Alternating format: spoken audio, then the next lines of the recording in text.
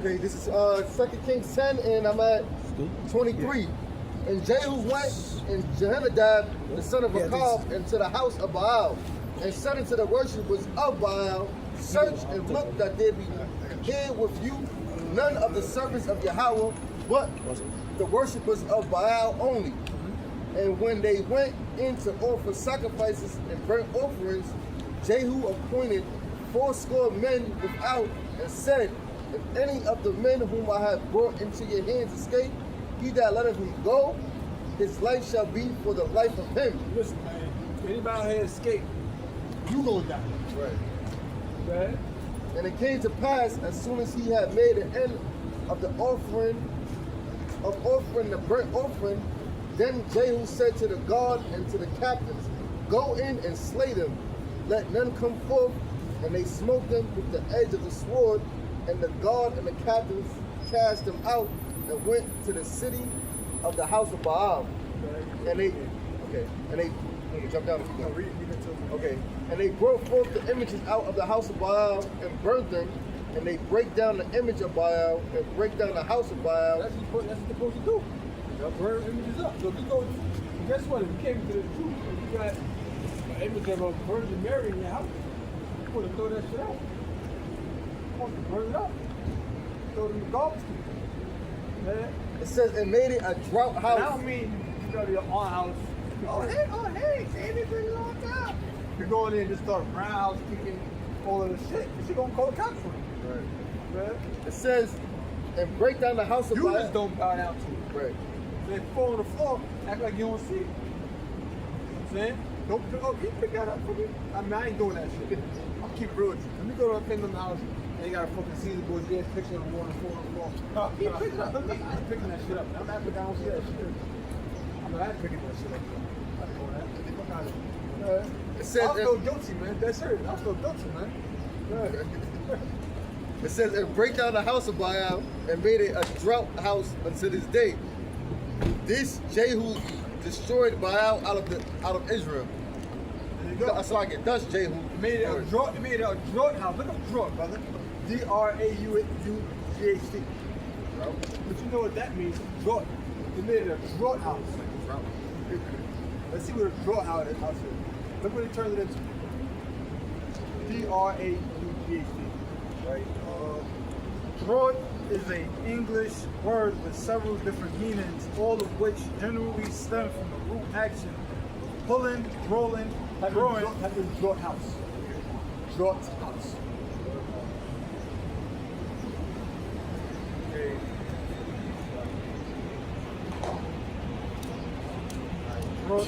Drought house meaning.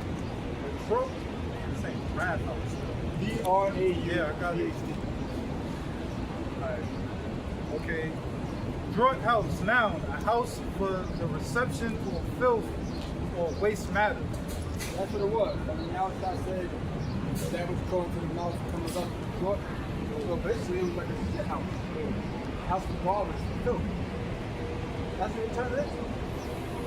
It was garbage. Shit. That's what they turned it into. Probably was throwing dead animal garbage. Yeah.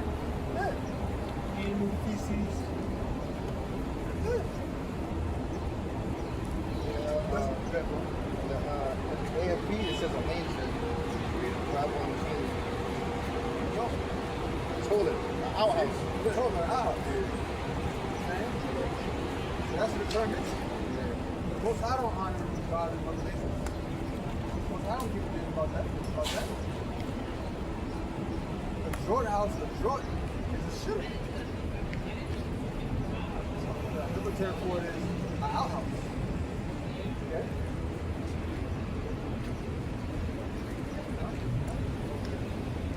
That's what it turned into, man. So, come on. How are you doing it for?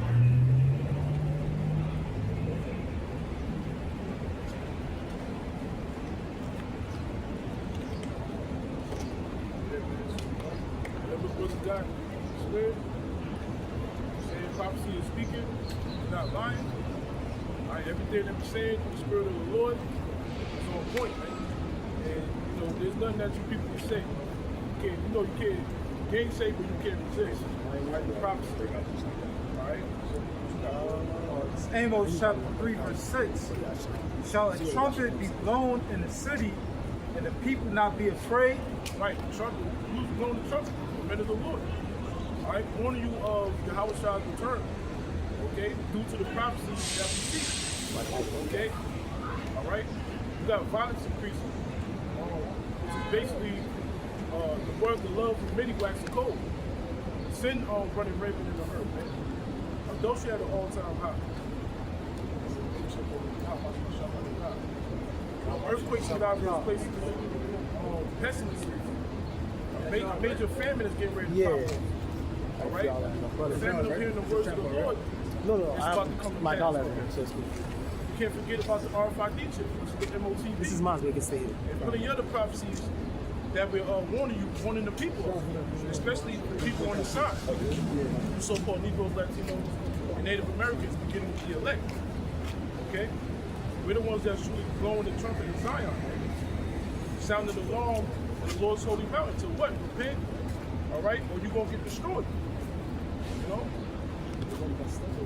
Shall there be evil in the city, and the Lord had not done it? Right, that's a rhetorical question.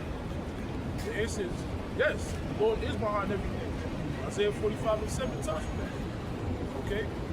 It says the Lord creates peace and evil. We're in the days of evil, man. That's why you must remain circumspect at all times. Keep your head on the spiritual sweep. Alright? Because the Lord said what? He's going to come as a thief in the night. Alright? We are the children of the day. Okay? You see what's going on. And why Yahweh Shemel Shah for blessing us, man. With the eyes to see and the ears to hear, so we can mentally prepare for his return. All hell's finna break loose. He's gonna come in the midst of that, man. You know? Proverbs chapter 16, verse 4. The Lord had made all things for himself, yea, even wicked for the day of evil. Yeah, the Lord created all things for himself, man. All right? Even the wicked. Who's the wicked according to the Bible?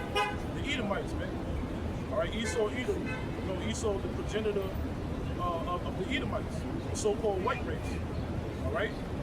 They're the wicked according to the scriptures. Satan. All right? The physical counterpart of the spiritual demon Satan, man. You know? For the day of evil. All right? And his blessing is what? The fatness of the earth, but ultimately the sword. If we looking to avoid that sword, man. When the Lord puts the spirit on this devil to come down with great wrath, according to Revelation 12 and 12. Because we know that the end of Esau's world is happening right before our eyes. All right, and Jacob, which represents the nation of Israel, all right, we're the beginning of it that followed. That's why we're being called back now. All right, because the kingdom of heaven is at hand. You know, so continue to endure, because everything is working in our favor, man. Just stay loyal. All right? Amos chapter 3, verse 7. Surely the Lord Yahweh will do nothing, but he revealed it in secrets unto his servants and prophets. Yeah, man, the Most High is a great king, man. He's the one that give the orders, man, through his son. All right? And the angels working through the brothers, man. We have the secrets, okay? Which is the understanding of the scriptures, man. Whatever you need to know, we can tell you, especially when it comes to the end time prophecies, man. World War III, we're in the midst of that, man. Okay? You know? You got all the prices going up on everything, whether it's gas or rent, what food, you know, just to pay a toll, just to pay a goddamn bill, you know? Whatever you can think of, man. It's about to get real, you know, tough out here. But this is why, you know, Yahweh Shemel Shah is constantly, you know, putting us through the ringer. All right, because when it goes down, we're not going to be affected by none of this shit. That's why it's important to constantly, you know, detach, all right, from this world, man. Continue to attach more to Yahweh Shemel Shah. Because it says what? Wisdom and knowledge should be the stability of thy time, man. All right? The word stable or stability in that scripture, it goes into faith. Number one in the Hebrew, man. Yeah. The fear of the Lord. That's what it's all about. That's our judgment. Right? Isaiah 65:13. Therefore, thus saith the Lord power, behold, my servants shall eat, where ye shall be hungry. Yeah, man, the servants of the Lord. The servants of Yahweh Shemel Shad, the elect. Brothers and sisters and children. All right, of the 144,000 and the 1/3. All right, we're going to eat, man. Okay? Basically, get ready for miracles at an all-time high, man. All right?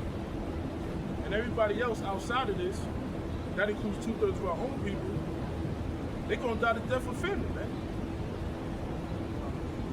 Wherever you are on the earth. That's the judgment of the Lord coming down upon you, man. But it says, then it shall be known who am I chosen. So the Lord's going to deliver his elect, man. No matter what situation we're in. Behold, my servants shall drink, and ye shall be thirsty. Be good. We're going to be good in that day, man. Whether it's water, yarn, whatever. You know what I'm saying? The Lord's going to take care of his servants, man. All right? That's why you got to get into, drink the spiritual water, man. Eat the spiritual food, which is these scriptures, man. So when that time comes, you're going to be able to endure all these things, man. You're not going to crash out like these people are doing already. All right? There's going to come a time where, people are going to be invading one another, man, just to survive. All right? But the Lord got his elect, man. Okay? Continue to keep the faith. Continue to stay prayed up, man. You're being equipped every single day, man. To endure all the hell that's about to come down the pipeline. Behold, my servants shall rejoice, and ye shall be ashamed. Yeah, we're gonna rejoice in that day, man. That's why it says what? Rejoice forevermore. I be catching hell for so what? When it goes down, man, hey man, it's all worth it. Okay? That's for everybody else. Doom and gloom is on their asses, man. And they're not gonna be able to escape. Oh yeah, it's cool. Yeah, the water. We're gonna rejoice. Everybody else gonna be looking dumbfounded, man. All right, trying to seek for answers. But they ain't gonna get it. This is gonna come a day where the Lord's gonna take his men off the streets. Okay? And as well, shut down the internet, man. You won't be able to get access to these videos. Because we only concerned about the remnant, man. Ultimately, that's your how about now shot. So let's continue to do what we do so we can fulfill that scripture. That's for everybody else, catch pure hell. Verse 14 in Isaiah the 65th chapter. Behold, my servants shall sing for joy of heart, and ye shall cry for sorrow of heart. Yeah, we're going to be praising your how about you never shine that day, man. The day of the Lord, which is fastly approaching. All right? Niggas worried about the World Cup. Okay, they worried about today's game, the Knicks and Spurs. You know what I'm saying? It's all a perfect distraction, man. Because Esau about to do some shit. And these people not even paying attention, man. They're not taking heed to what we're saying, man. But we understand this ain't for everybody. So when they get caught off guard, but it says there should be weeping and gnashing of teeth, man. Motherfuckers gonna die in groves, man. Yeah, I looked up, because we living in the Roman Empire all over again. And there was a term in Rome called bread and circuses. It's say it all the time. It says from the Latin panem, at circenses is a political metaphor used to describe how leaders pacify and distract the masses. It says being pacified. You know what I'm saying? You got to get it. It says by providing basic necessity, which is the bread, food, and endless entertainment, circuses. That goes into the sports world. Every other day is basketball season, then it transitions to soccer, then it transitions to football, and baseball. All of this is a big distraction. Got the hockey going on, you know what I'm saying? Yeah. And it says, and this is the most important part, rulers can distract citizens from systemic issues, political corruption, and general erosion of civic duties. Like this whole week, man, has only been talking about basketball games, at least the circle that I know. Nobody's talking about gas prices. Nobody's talking about the war in Iran. Nobody's talking about food prices becoming unstable. Nobody's talking about the 300,000 people that got laid off this year so far. You know, so this is how people are being distracted with entertainment, all right? A reality TV show, sports world, you know what I'm saying? And not really focus on things that need to be focused on. I believe right now in, I think it's France, don't quote me, they have like full-blown riots over there for what's going on in the government. Like where people are throwing Molotov cocktails because they ain't a war. I mean, it's not a riot unless you throw a Molotov cocktail. And if you don't know what a Molotov cocktail is alcohol with a cloth, light it on fire and you throw it. It's like a bomb. And in these countries, for what we go through in America, in these countries they have protested 10 years ago. You know, but the Americans are so pacified because we still have, you know, these comforts, you know, that's why the hell is gonna be so much more effective. That's why I say the whole victory shall be so good, cheap on earth, and it shall be in a good case. You know, everything is still, you know, convenient to Americans. And to Christ as well, you have the Albanians out there protesting for their land that was illegally sold to Trump's daughter and his son-in-law. Okay? That illegal land purchase that they sold. You know, so yeah, Big Shows is so good, cheaper. They can still go to the block, get him a little cheeseburger, slice of pizza, you know what I'm saying? Some milk or whatever, it's still good. But once that shit goes away, that's when Jake is gonna write, man. Jake is gonna panic. You know, take the food away, man. Take the people, because you know how do I say, the average American cannot do a one-day fast without going crazy. They can't go freaking 12 hours, all right, without going crazy. So once that food starts slipping away, that's when you're gonna see people amping up, man. You know, you're gonna see them overseas riots over here. In order to the uproars of the people in the world, man. That's why you must continue to stay diligent, man. Rest of the times, man. The Lord gonna creep up on these people, man. And yet they've been warned. Yeah. See? Yeah, we're jumping back to Isaiah 65. Isaiah 65 and 15. 14, finish it out. Behold, my servants shall sing for joy of heart, and you should cry sorrow of heart, and shall howl for vexation of spirit. Yeah, man. And it's heavy because look, we're the ones that vex every single day, man. With all this wickedness that's going on down here. So how much more y'all when all hell breaks loose, man? All right? You're gonna see our spirit change, man. We're gonna be happy that y'all people gonna get destroyed. Man, woman, and child. Okay? Even family members, man. You know? Just gotta have a cold spirit, man, because it's about to get real out here, bro. But they're saying it so, Iran said if this war continues, they're gonna shut off the Strait of Malacca, which is, I believe, in the Red Sea, which is gonna cut off another 20% of oil supply in the world, which they bypassed the Strait of Hormuz and been using the Red Sea to transfer oil up out of it. But they said they're gonna cut that off. That's 40% of all oil cut off from global supply. And they said by July, they keep pushing it up, but they said July 15th, America could possibly run out of oil reserve, all right? And you need oil for everything in operations. All machines operate with oil, whether it's a desalination plant, the plant that they use to clean our plumbing water, the water that you use to drink, Poland spring water, is all filtered and sanitized through a facility plant. These plants that house meats, cold food, that operates on oil. It's not just the oil in your car, you dickhead. You need diesel to transport goods. Because you can't transport it in small cars. Diesel, you put it in bigger trucks. In trucks, big cargo trucks. So, if you run out of diesel and diesel becomes too expensive, eventually the trucks can't transport food to the store. And you're gonna really see some shit at Walmart. It's gonna look like, yeah. little crazy out here. Iran shut that lie down that Donald Trump have been lying about, talking about we've been stealing millions of barrels of oil daily. Hey, that's a straight lie, man. And when they asked that one of the representatives from Iran, he just started laughing.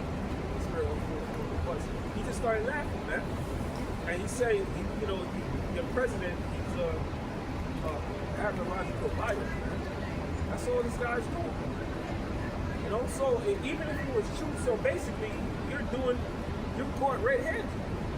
You can't go in another nation and steal their fucking resources. That's a crime. So it's showing you, man, that this whole administration is doing nothing but committing war crime and genocide across the East. Why do you think they want them out of here so bad? Man, so Edom is the problem. Right? He's the cancer of the earth. Scripture say that what? He's a vagabond and a fugitive. Right? And who's going to stop him? How about Shah? Yeah, right now Iran's playing chess because if they push American troops out of the Middle East, that's the death for the petrodollar. Because you got to remember, the American government, whatever, has an OPEC agreement, meaning they will protect these oil-producing nations as long as they trade their oil with the U.S. dollar. But that shit is dead. So this year, man, I mean, hyperinflation gonna happen this year because it's already a known fact that U.S. military is not as powerful as people once thought it was. It's Jeremiah chapter 50, verse 22. A sound of battle is in the land and of great destruction. How is the hammer of the whole earth cut asunder and broken? And that's, so it said, how is Babylon become a desolation among the nations? So the hammer of the earth is Babylon, aka America. All right? And like the brother's going into, Iran, it's showing how weak America really is. All right? This country is all talk, just like the president, man. He's all talk, no bite. No all part, no bite. So it says, how is the hammer of the earth? And Russia, they all, every news media said, well, you know, what do you call it?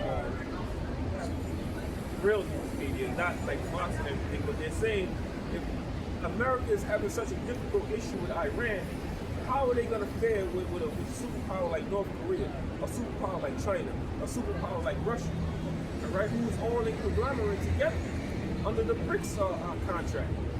How are you going to deal with that? And as we've been prophesying for years, the least of the flock done drew you out to this war. And they're basically leaving you for hanging. Now that whole situation where they say they wanted to go on Card Island, they wanted to put boots on the grounds for Card Island. The Israeli military wasn't going to do that. They're men. They say send the Americans over there to do that shit. All right, and there still talks about now the whole thing with the Israeli and the American military merging, which is against the Constitution. So this administration is just doing whatever the fuck they want. They wiping their ass with the Constitution, man. All right. So it says, how is the hammer of the whole earth cut asunder? The hammer of the earth is America. They've been going around the world bashing everybody in the goddamn head with their missiles, man. All right. Committing genocide, committing all kind of war crimes against all these other nations, man. That's the hammer of the earth is America. Why do you think Israel called on them, man? Says, how is Babylon made a desolation among the nations? And we've seen how Babylon will be made a desolation, man. All these nations are going to come up and shoot missiles at it and destroy it. Hey, the book of Joel, the 2nd chapter, man, hey, look forward to that. That's not far away from happening. See, over there is this here. You know what I'm saying? It said, I have laid a snare for thee, and thou art taken. Yeah, the snare was Iran. I didn't got news now. Now they got news now. That was the snare. Hey, you know, that was the snare. All right? It says, I have laid a snare for thee, and thou art taken, O Babylon. They said Iran's been prepared for this war for 40 years. 40 years, yep. It was 20 at first, but then they were like, no, it's really 40. Because if you look at it, they put all their weapons underground and in mountains. Right. So you couldn't even hit it. It says, and plus you had Netanyahu blaming them for goddamn 40 years. So they're like, yo, this nigga's up to something. We gonna prepare for this guy, man. Hey, I read it. Hey, the Persians ain't stupid, man. It says, I have laid a snare for thee, and thou art taken, O Babylon.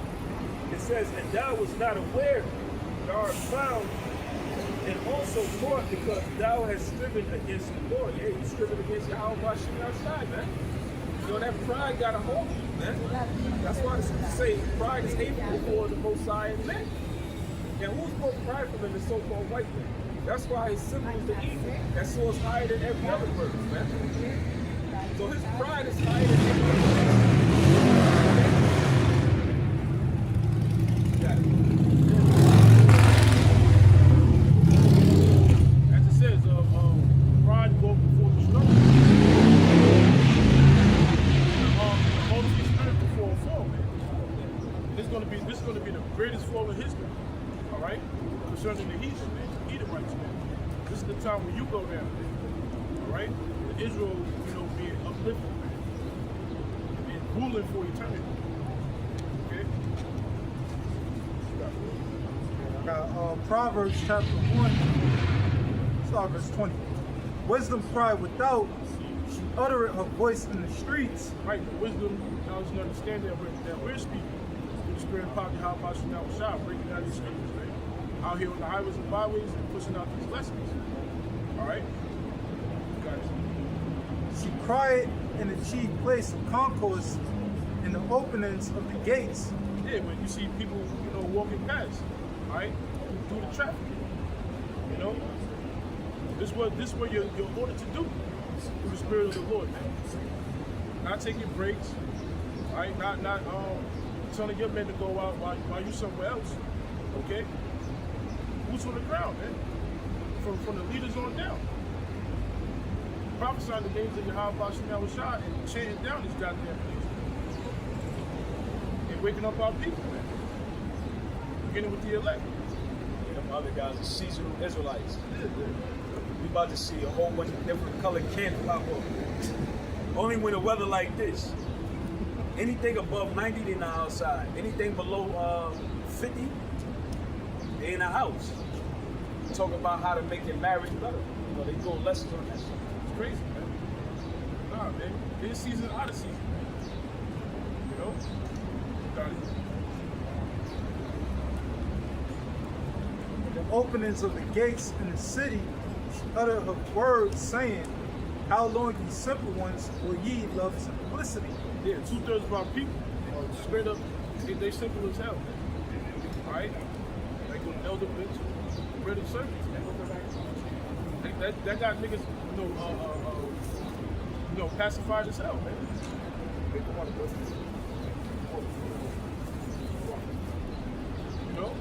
But you're supposed to be taking heed to this wisdom, knowledge, and understanding. Taking heed to the correction, man. All right, and get right with your power, man. Before all hell breaks loose. Right. And the scorners delight in their scorning, and fools hate knowledge. Yeah, scoffers. Hey, all these prophecies that's coming to pass, man, look, man, all that scoffing is going to come to an end. All right? And every idle word that men shall speak, that includes women too, you're going to pay for that. All right? Because everything that we're saying is true. Everything that we tell you is out of love. All right?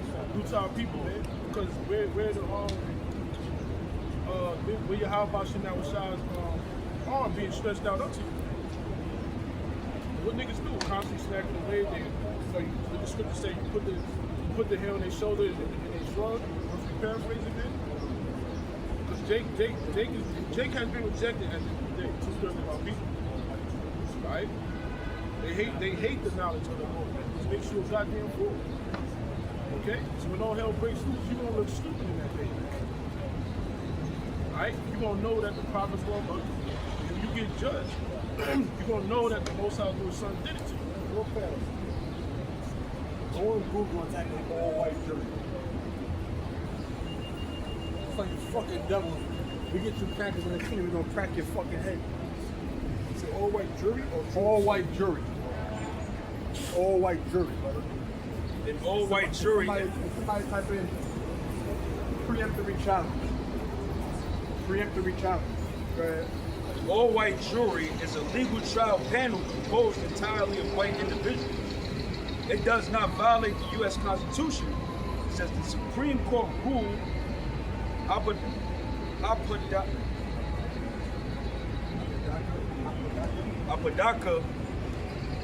v. Oregon, Which is really the black people live on. and Holland v. Illinois, that defendants, 1972, the Supreme Court ruled Apodaca v. Oregon, 1972, and Holland v. Illinois, 1990, that defendants do not have the rights of a racially mixed jury or a jury that reflects the community's exact makeup.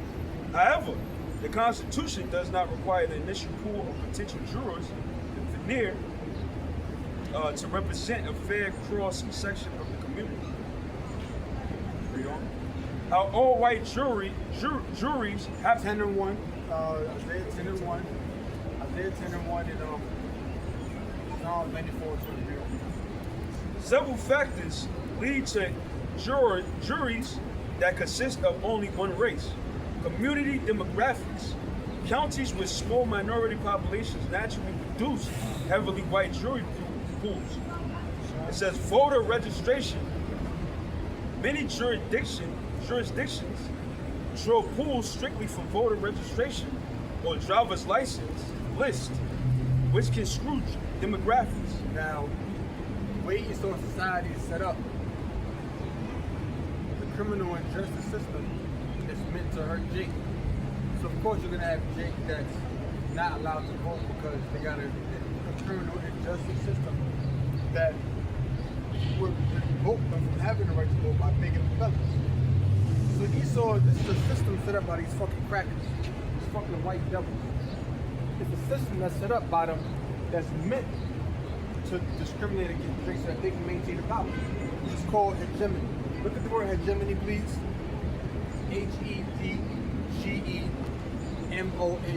H-E-G-E-M-O-N-Y. Hegemony. Fuck these fucking white devils, man. Go ahead.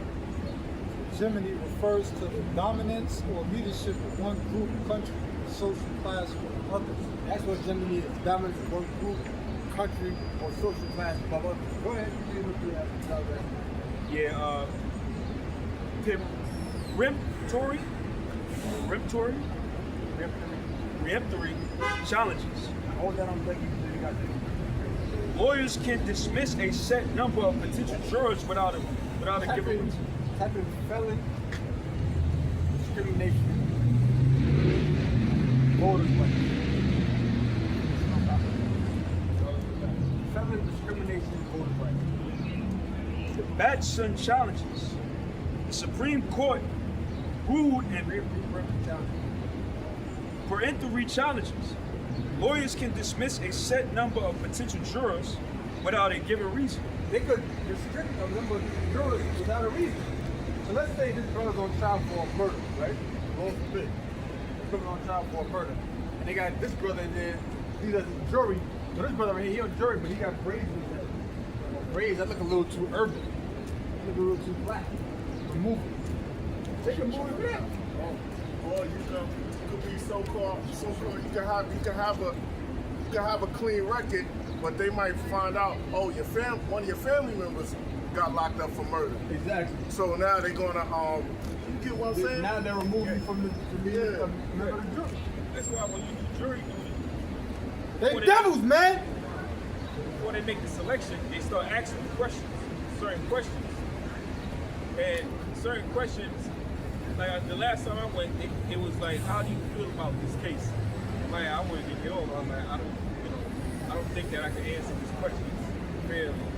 I want to get the fuck out of there. Basically, I got out of there, but they screen you. They screen you before the case.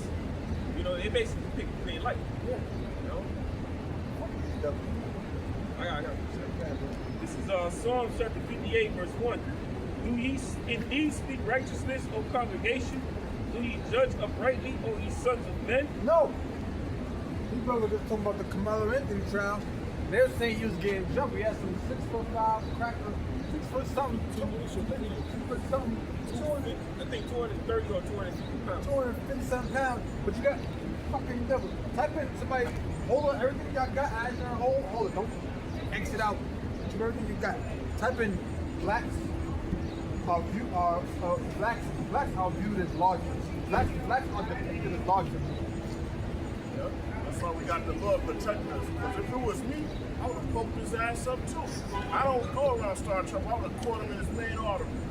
Let him bleed out. Fuck these devils. Blacks are depicted as larger.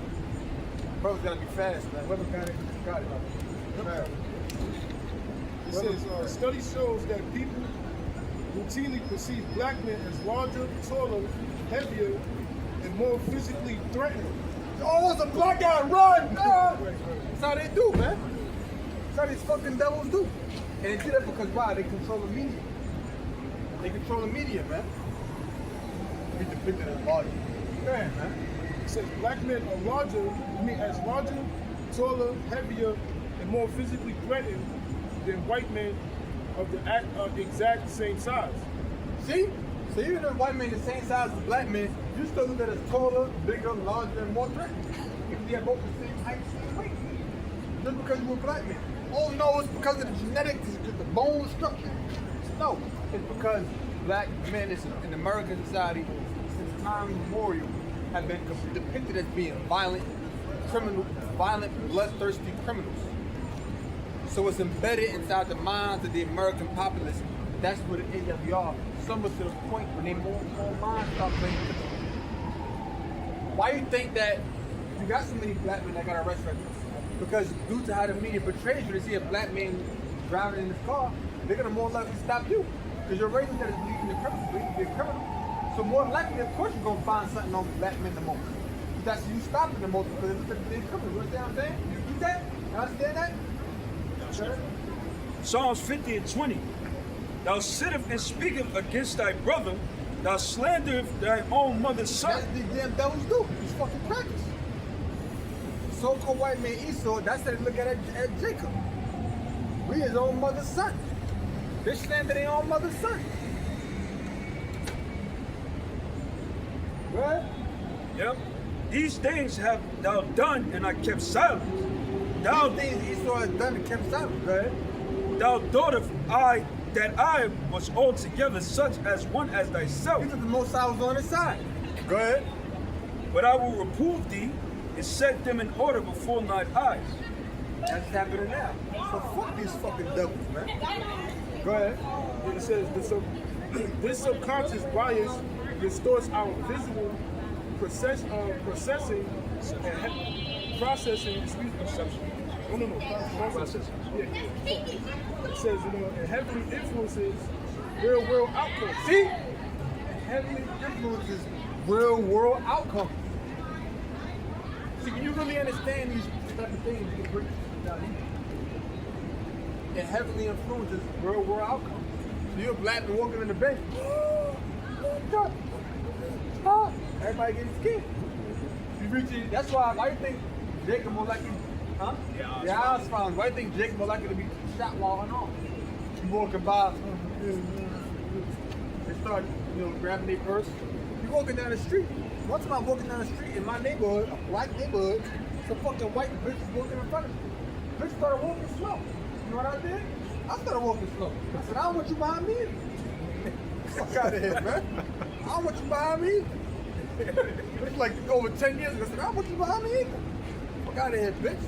Go to your own fucking white neighborhood, man. We ain't fucking with you. We got a white neighborhood, we mind our business. We mind our business. We mind our business. I walk to my neighborhood, I'm on my business. I ain't saying, oh shoot, there's a white guy, he gonna fucking grab a noose and put it around my neck. I ain't thinking like that.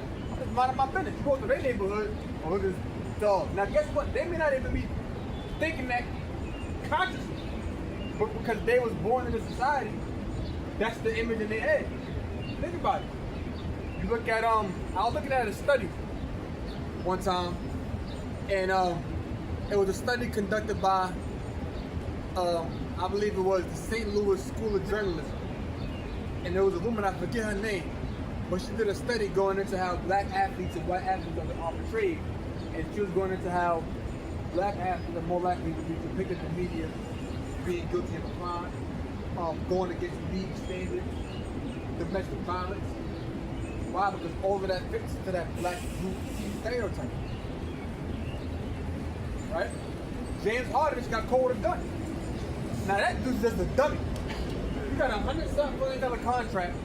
What the hell you got an illegal gun for? You ain't no damn felon. You ain't no damn felon. You a standout high school, college basketball player.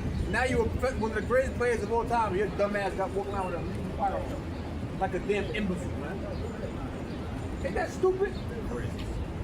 Imagine you're a dude with no record, you got an illegal firearm. You asking to get locked up. That's his own dumbass fault. And his dumbass is probably drunk, because the nigga always drunk. Fat motherfucker. Go ahead.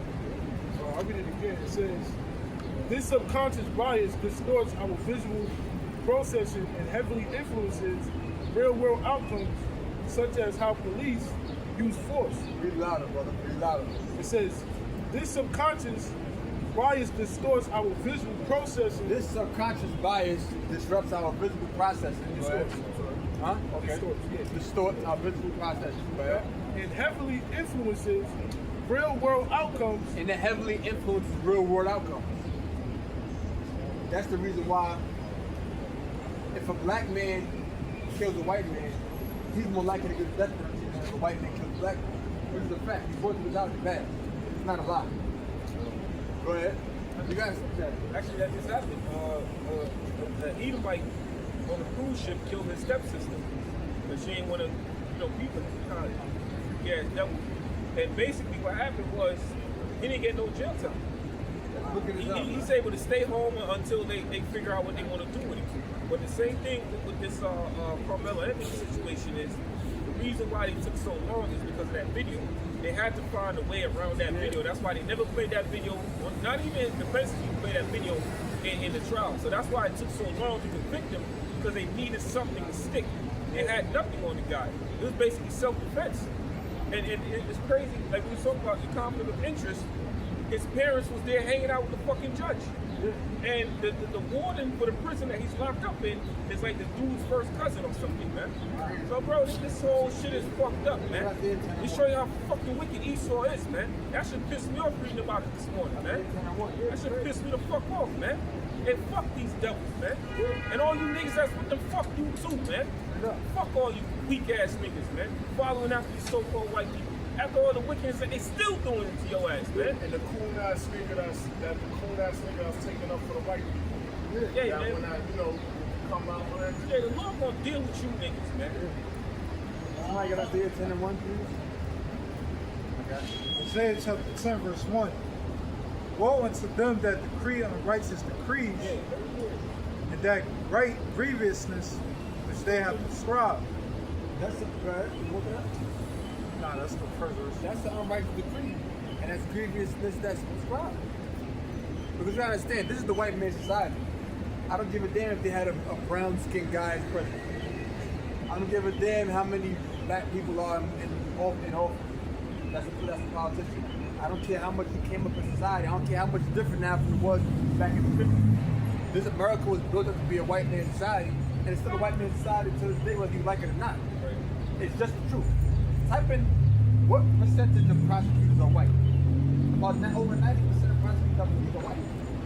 And almost about 97% of them are black. What else I asked you to bring? I got this. When you go for Psalms 94 and 20. So the throne of iniquity have fellowship with thee, which frame mischief by law. No, we're not supposed to have fellowship in society that frame mischief by laws. That's wicked as hell, man. Because self-defense is reasonable force. Let me give you an example. If you're a person that's 5'7", 150 pounds, and the dude that's 5'7", 150 pounds goes to fight you, you pick up a baseball bat and hit him. But that's not really self-defense. Because that ain't really reasonable force. When that person's the same size, they don't really require for you to use such a weapon. Now if that person is 6'2", 6'3", 250 pounds, then you gotta grab a bat. Then you gotta grab a knife. You gotta get a weapon. Because if that person usually gets somebody that's 5'7", That ain't consistent. If LeBron James hit me with a baseball bat and self-defense, why? Nigga, you like a foot taller than me. You almost a foot taller than me. You don't need no damn baseball bat to hit me to beat me in a fight. You understand what I'm saying? Now, if I was Mike Tyson, his prime, that's a different story. So a person is 6'2", 6'3", 250 pounds. You, how old are you? 5, whatever, 5'9", 180 or something like that. Guess what? You gotta use a weapon like that. You have to. That is actually self-defense. That's justifiable. Because you gotta look in these, you gotta look in the actual like Black's Law Dictionary to find out what the definition of these certain terms are. Who agrees? I can jump up to some verse. I'm gonna jump to verse 16. Psalms 94 and 16. It says, "Who will rise up for me against the evildoers, or who will stand up for me against the workers of iniquity?" Right. That's us here. Right. If you're going to stand up against the so-called white. Yeah, who are America's prosecutors? White men. This is from EJI.org.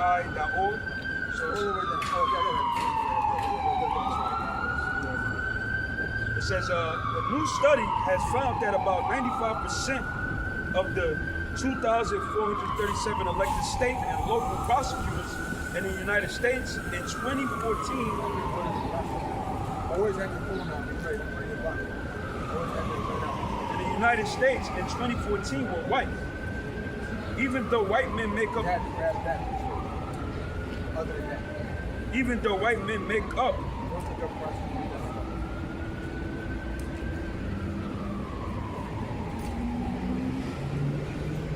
95% of the 2,437.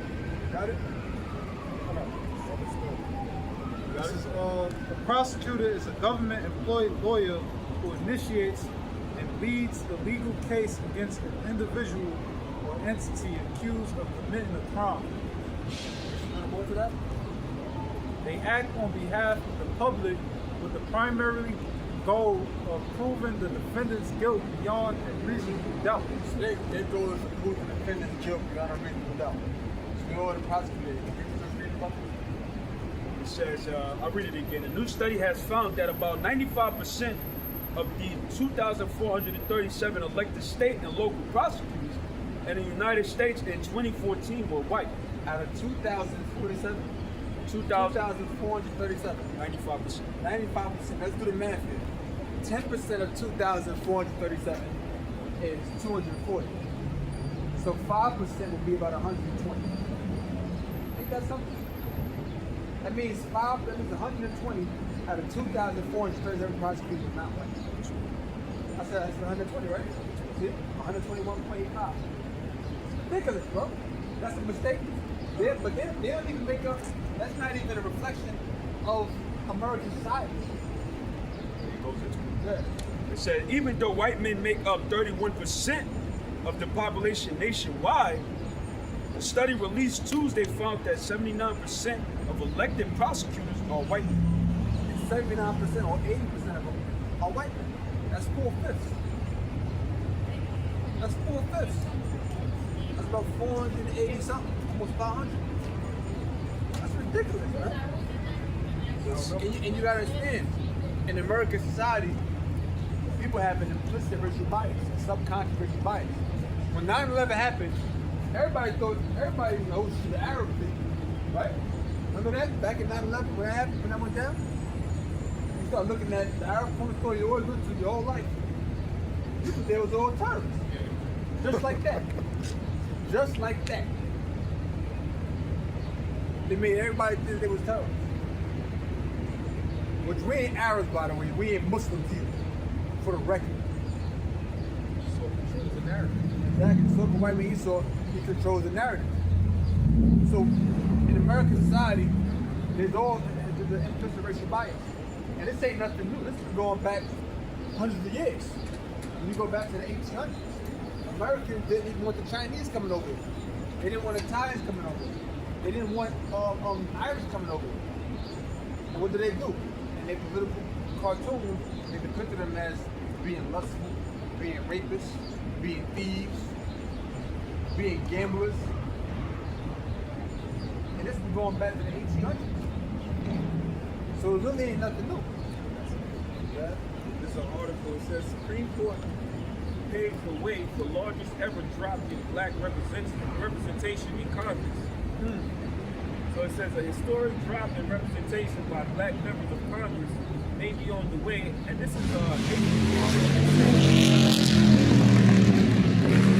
historic drop in representation by black members of Congress may be on the way after the U.S. Supreme Court landmark decision Wednesday to further weaken the Voting Rights Act. Now that the highest court conservatives majority has reinterpreted long-standing provisions against racial discrimination under the Section 2 of the Voting Rights Act, Republicans call for new rounds of mass floors of the House of Representatives have already begun. That's what they'll do. See, they'll pass something that's, Section 2 of the Voting Rights Act prevents racial discrimination. But Esau got ways of going around it. Because you can't prevent racial discrimination. You know what we'll do? We'll have people of a specific race. We look at a certain thing. We'll have immediate maturity being criminal being bound. Which is going to put the racial bias into the law, which also put down to the white. And guess what? They'll spend most of their time arresting people while they're in such a manner. Which is therefore increase the likelihood of crimes being found among them people. Which is therefore more many of the felons that's taking their rights away. You understand how that works? This man is shrewd, brother. So for white people, the first white man is the most human being on earth. It says how much of this distraction can be done? How much of this distraction can be done in the time for fall midterm elections is unclear. Redistricting, can be done in the time for this fall midterm election is unclear. Although many states have held or chose holding congressional primary races. Now, real fast, somebody type in grandfather clause. Got a lot of stuff that want to bring everything out. Okay, so this man is true, man. A grandfather clause is a legal or contractual provision that exempts individuals, businesses, or properties from a new rule or regulation. So, grandfather clause is a legal or contractual provision that exempts individuals, businesses, or properties from a new rule or regulation, allowing them to continue operating under the old standard. Now, real fast, that means grandfather clause is black voters. Black voters. So we know what a grandfather is. A legal or contractual to prevent different individuals and so on and so forth from getting new black voters. It says grandfather clauses for post-Civil War voting restrictions. Grandfather clauses for post-Civil War voting restrictions, go ahead. Used by southern states Go ahead. to disenfranchise black Americans. Disenfranchise black Americans. Go ahead. Remember, let's read it. It says these laws exempt individuals from poll taxes and literacy tests if their ancestors had the right to vote before 1867. Now, before 1867, now remember, 1865 was when slavery had ended.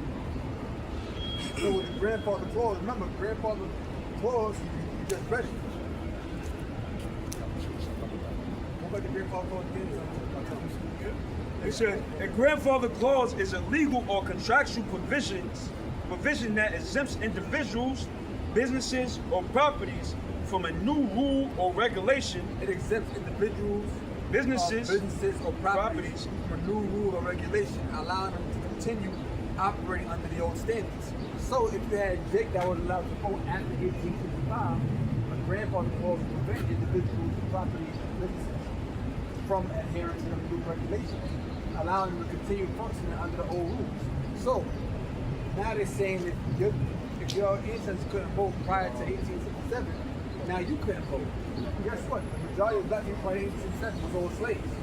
So multiple grandparents couldn't vote. Multiple ancestors couldn't vote. So guess that was there for me. That automatically allowed a lot of black people not to be able to vote. Because they was afraid. They were scared. When you go back and look at the history, of black people during the period of Jake, during the period of Reconstruction, guess what? You had Jakes that was down in the South that had all kinds of positions.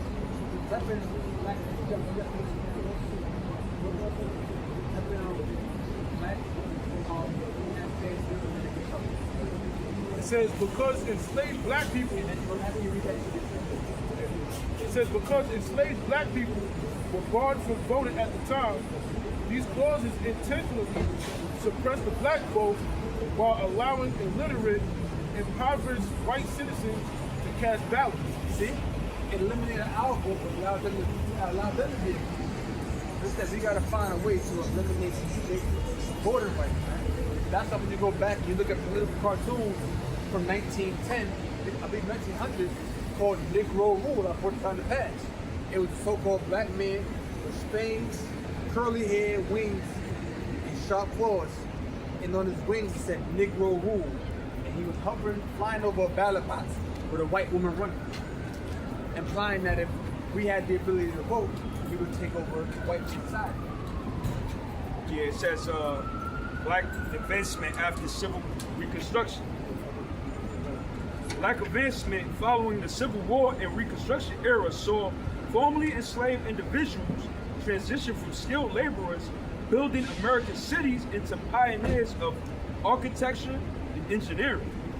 Despite systemic barriers, black professionals transferred their economic and civic influence into lasting generational wealth and infrastructure leadership. I want you to go to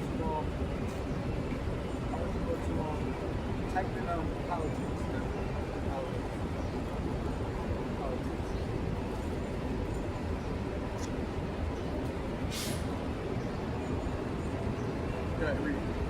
Right, so it says black political advancement surged immediately after the Civil War during the Reconstruction era, driven by constitutional amendments and estimated 2,000 black men held public office.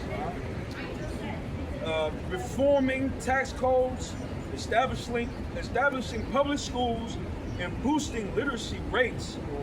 However, this progress was violently dismantled by 1900, setting the stage for decades of civil rights struggle. That's when the Klan came around a little before that. So it says the first Reconstruction, year 1865 through 1877. Just jump right there. No, keep read it now. Read into it. Okay. I'll read it fast. Following the end of the Civil. This is Sirach chapter 12, verse 10. It says, never trust thine enemy, for like iron rusteth, so is his wickedness. Though he humble himself and go crouching. Never trust the enemy, for as iron rusteth, so is wickedness. Iron is sure to go through the oxidation process called rust. Contact with the water that cause the iron to rust over time. That's a sure thing. That's part of it. It's a continuous cycle. It's guaranteed to happen. Guaranteed to happen. If an iron is guaranteed to rust, so is the enemy's wickedness going to show. Go ahead. It says, never trust thine enemy, for like iron rusteth, so is his wickedness. Though he humble himself and go crouching, it says, yet take heed and beware of him, and thou shalt be unto him as if thou hast wiped the looking glass, and thou shalt know that his rust has not altogether been wiped away. Look where you're looking glass, you can see clearly. You can see your enemy for who he is. Yeah.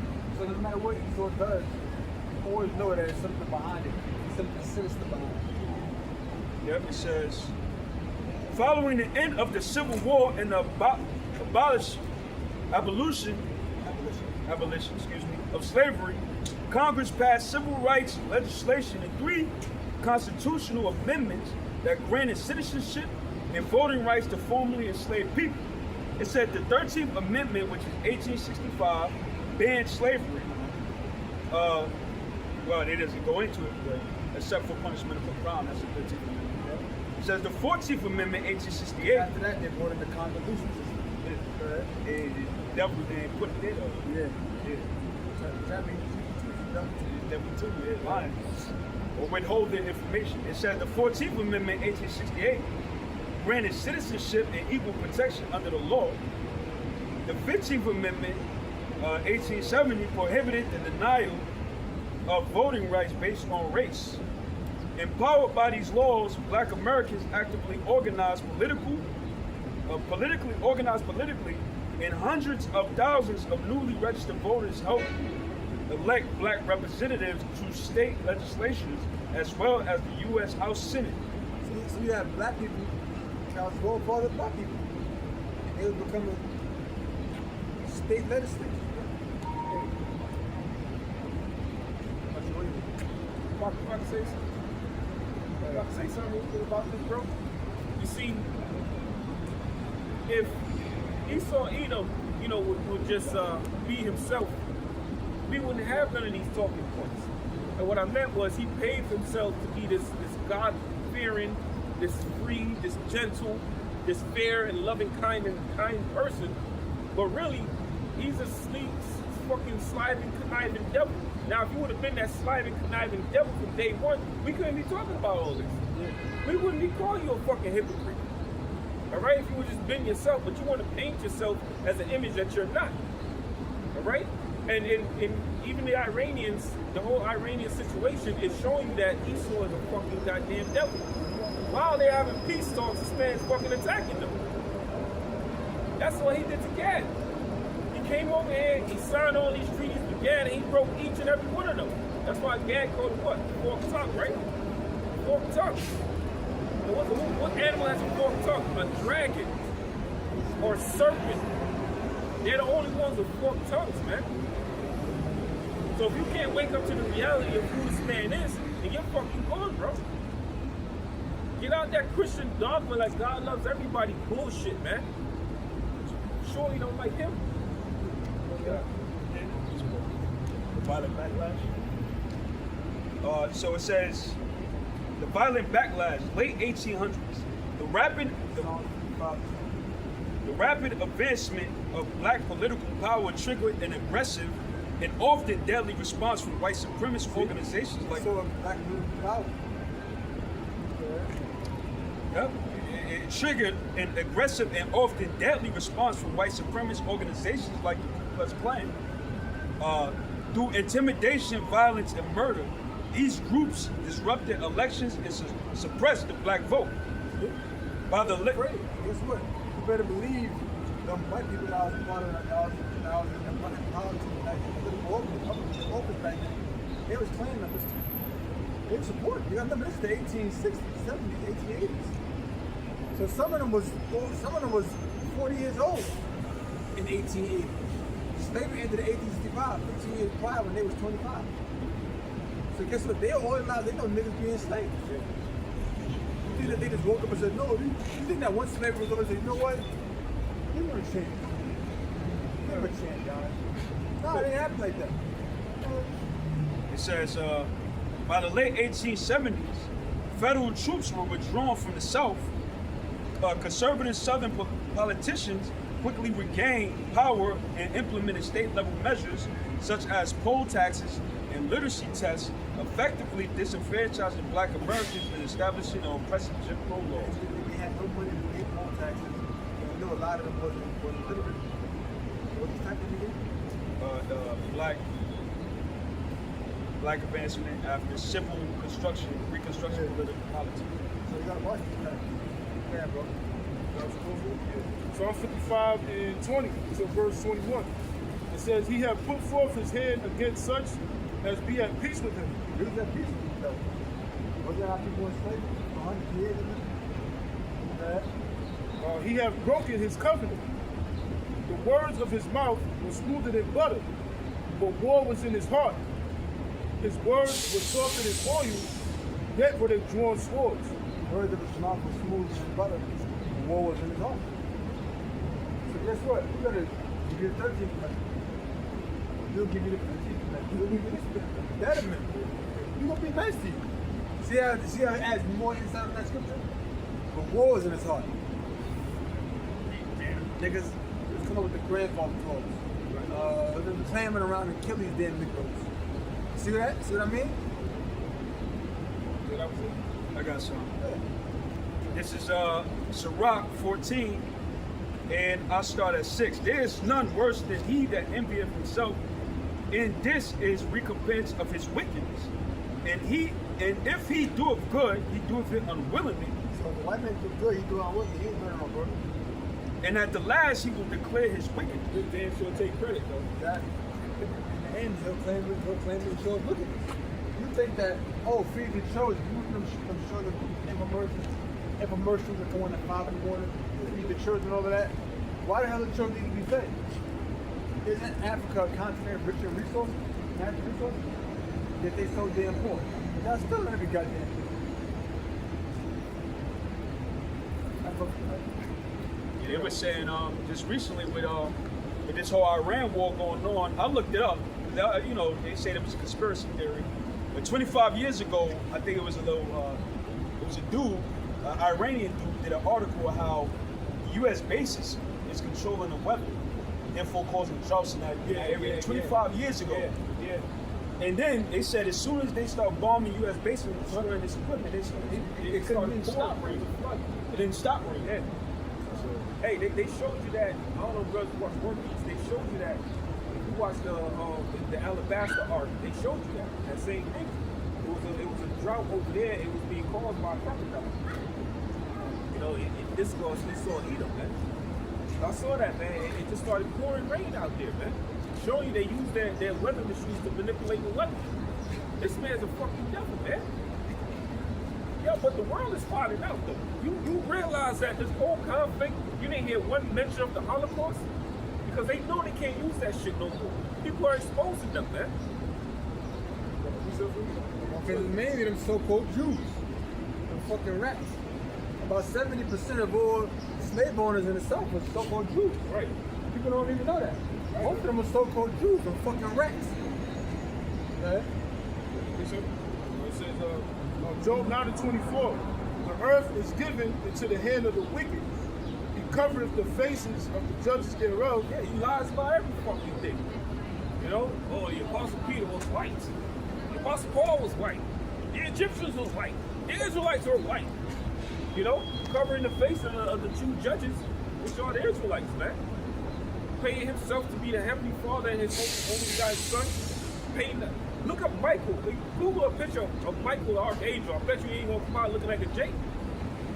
The earth is given into his hands, so that's why everything is being turned upside down, man. They look like Kurt Cobain. Image of Michael look like Kurt Cobain. Like a punk rock star. It says the earth is given into the hand of the wicked. Right, the Lord gave him the rulership because it's his turn to rule. Every nation in the Bible had a chance to rule the earth, man. Every nation had their turn. But guess what? The Edomites' turn is up. It's over. This is the 250th year of America being established as a nation. And you know what they say, man? An empire only lasts 250 years. All right? Now, we're not saying tomorrow the world's going, you know, America, we don't fucking know. But we know by the signs it's soon. All right? Go ahead. It says he covereth the faces of the judges thereof. Right? If not, where and who is he? Right. If this man ain't the wicked, where's the wicked and who is the wicked if this man ain't the wicked? All right? All the terrible things that are happening on earth is caused by him. Matter of fact, give me that half, please. Where it says he's a proud man, not to keep it at home. It's Habakkuk chapter 2, and I start at verse 4. It says, behold, his soul, which is lifted up, is not upright in him. Right, his spirit cannot become righteous, man. That's why the scriptures speak about, even though they have the Holy Land, they still won't earn righteousness, man. Right? But the just shall live by his faith. Right? The just is the Israelites, the saints, right? Yea, also, because he transgresseth by wine, Right, his doctrine, his philosophy, right? he is a proud man, neither keep him at home. Right, he's a proud man, neither keep him at home. And what's one of the main things that the Iranians are pushing in that peace deal? Get the fuck up out of our land, man. Get your military, pack your shit, and go. We don't want you here, man. Because we know what happens when you come around. You know, you always had that one nigga in the hood. Every time you hung out with him, something bad happened to you, bro.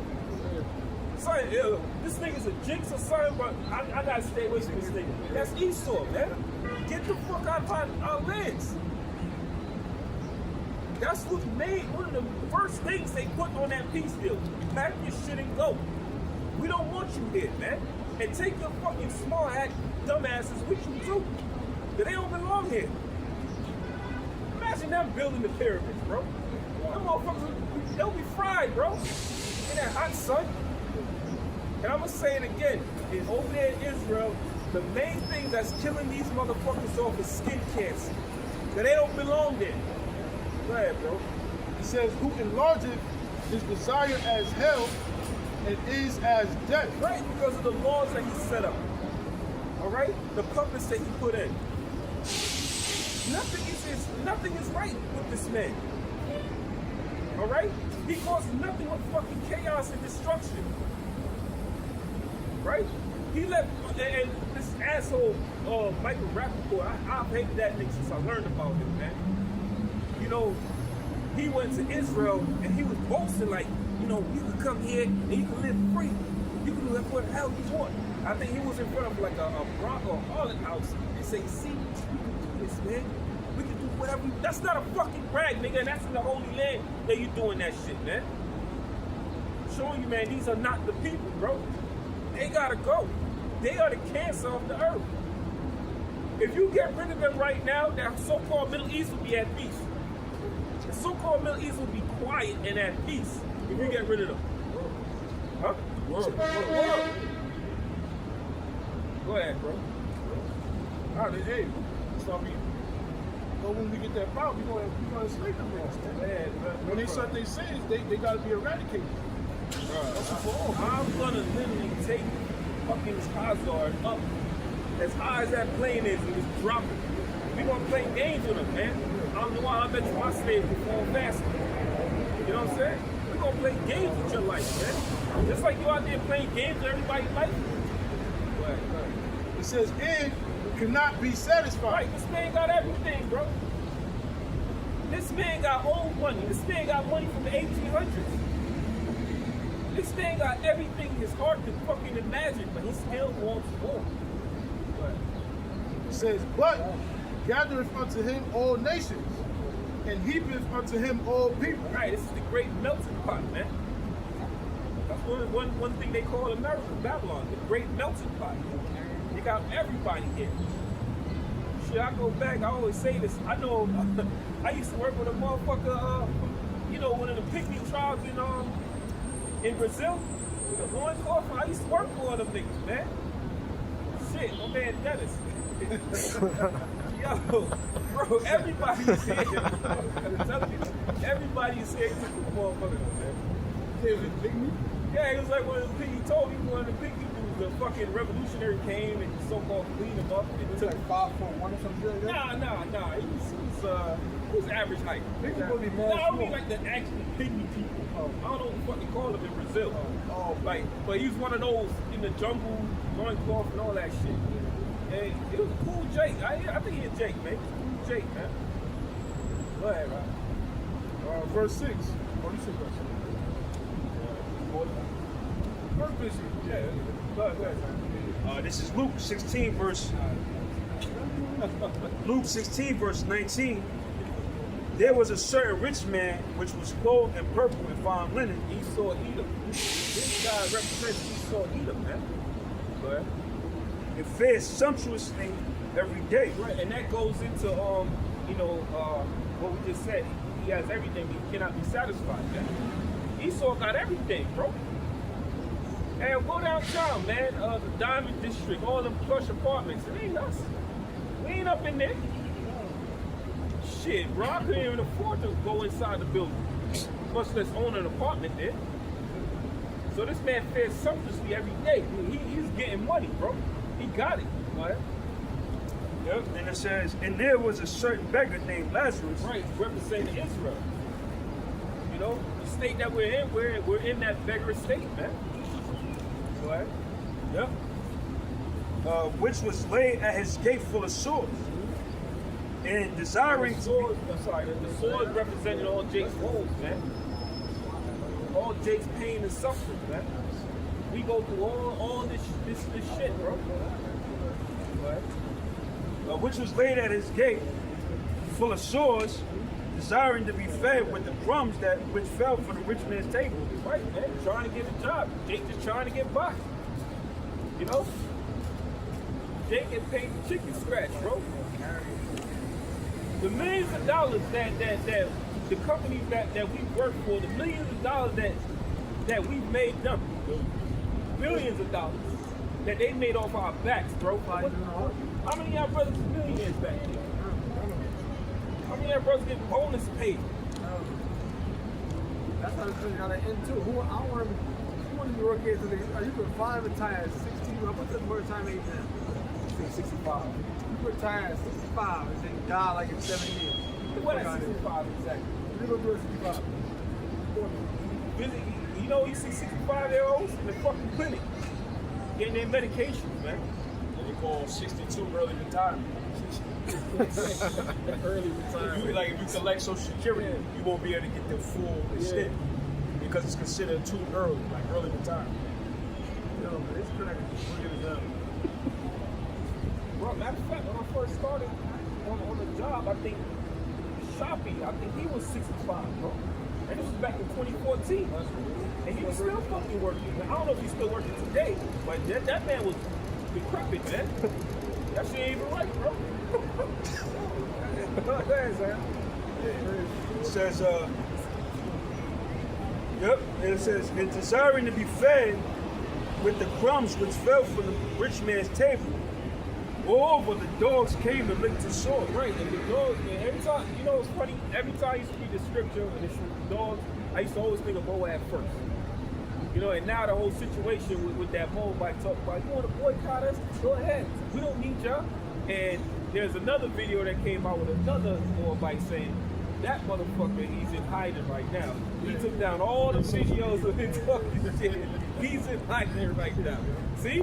So guess what? When you open up shop in our neighborhood, you making that money off of us.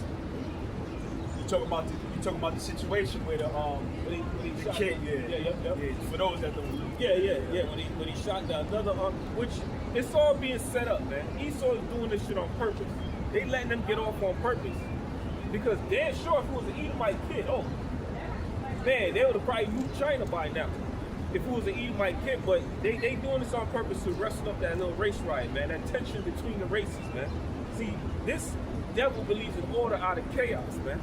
So he wants that chaos to come so he can bring in his fucking bullshit order. Okay? Yeah, the kid pretty much went in and soon he was stealing, and the Asian family followed him, ran out the store. And as the kid was running, shot him.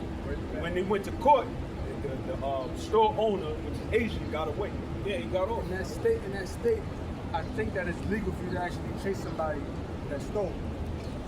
To shoot him? Yeah. Did it kill him? Okay. Huh? I'm saying in that state, I think you can legally like chase somebody and shit that they found the store. Certain states you can't do that. Certain types of laws are different in states. You know what I'm saying?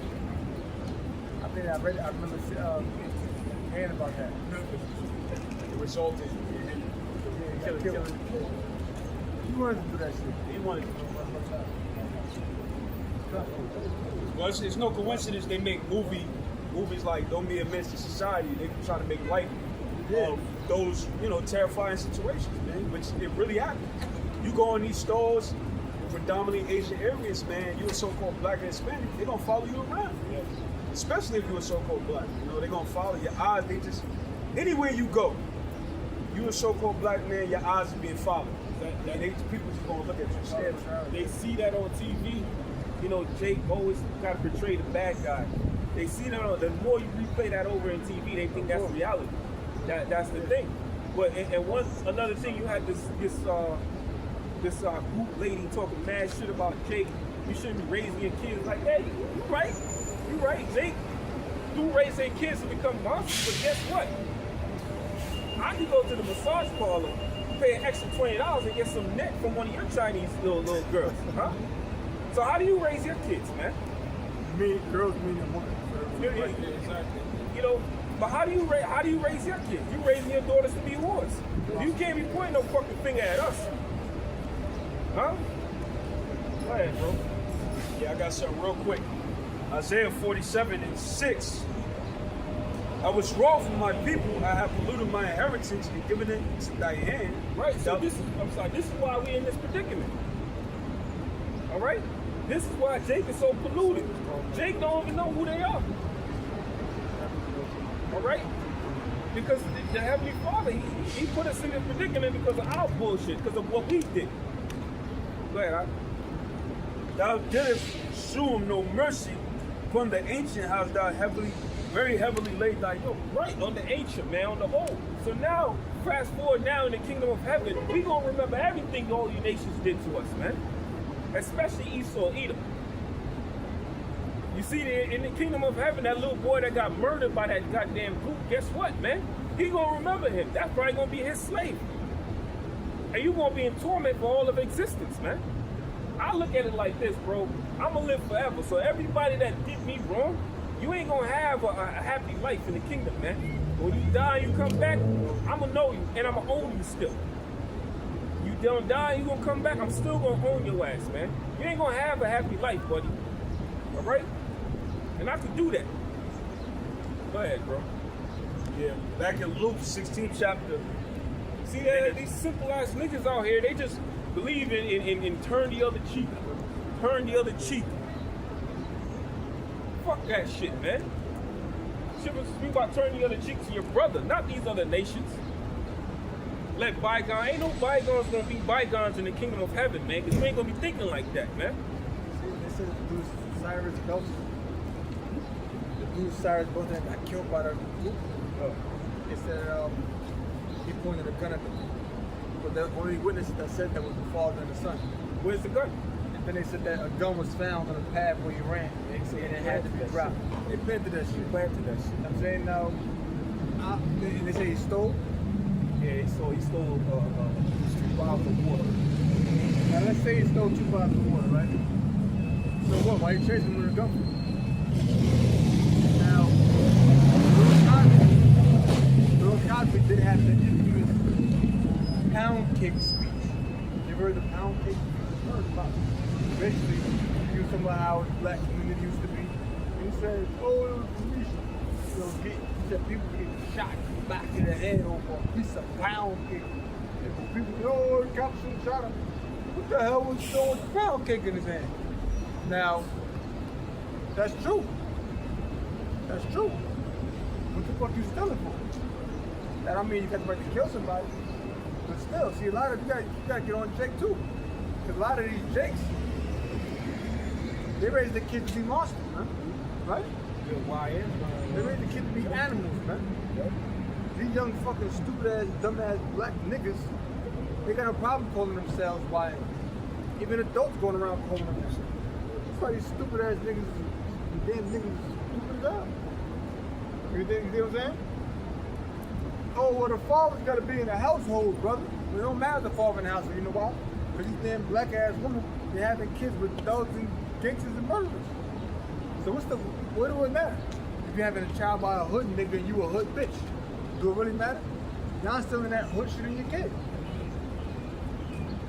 Oh, well, you know, you gotta have protective black men in the community. You do, but the women don't want them. Right? Yeah. They don't want them.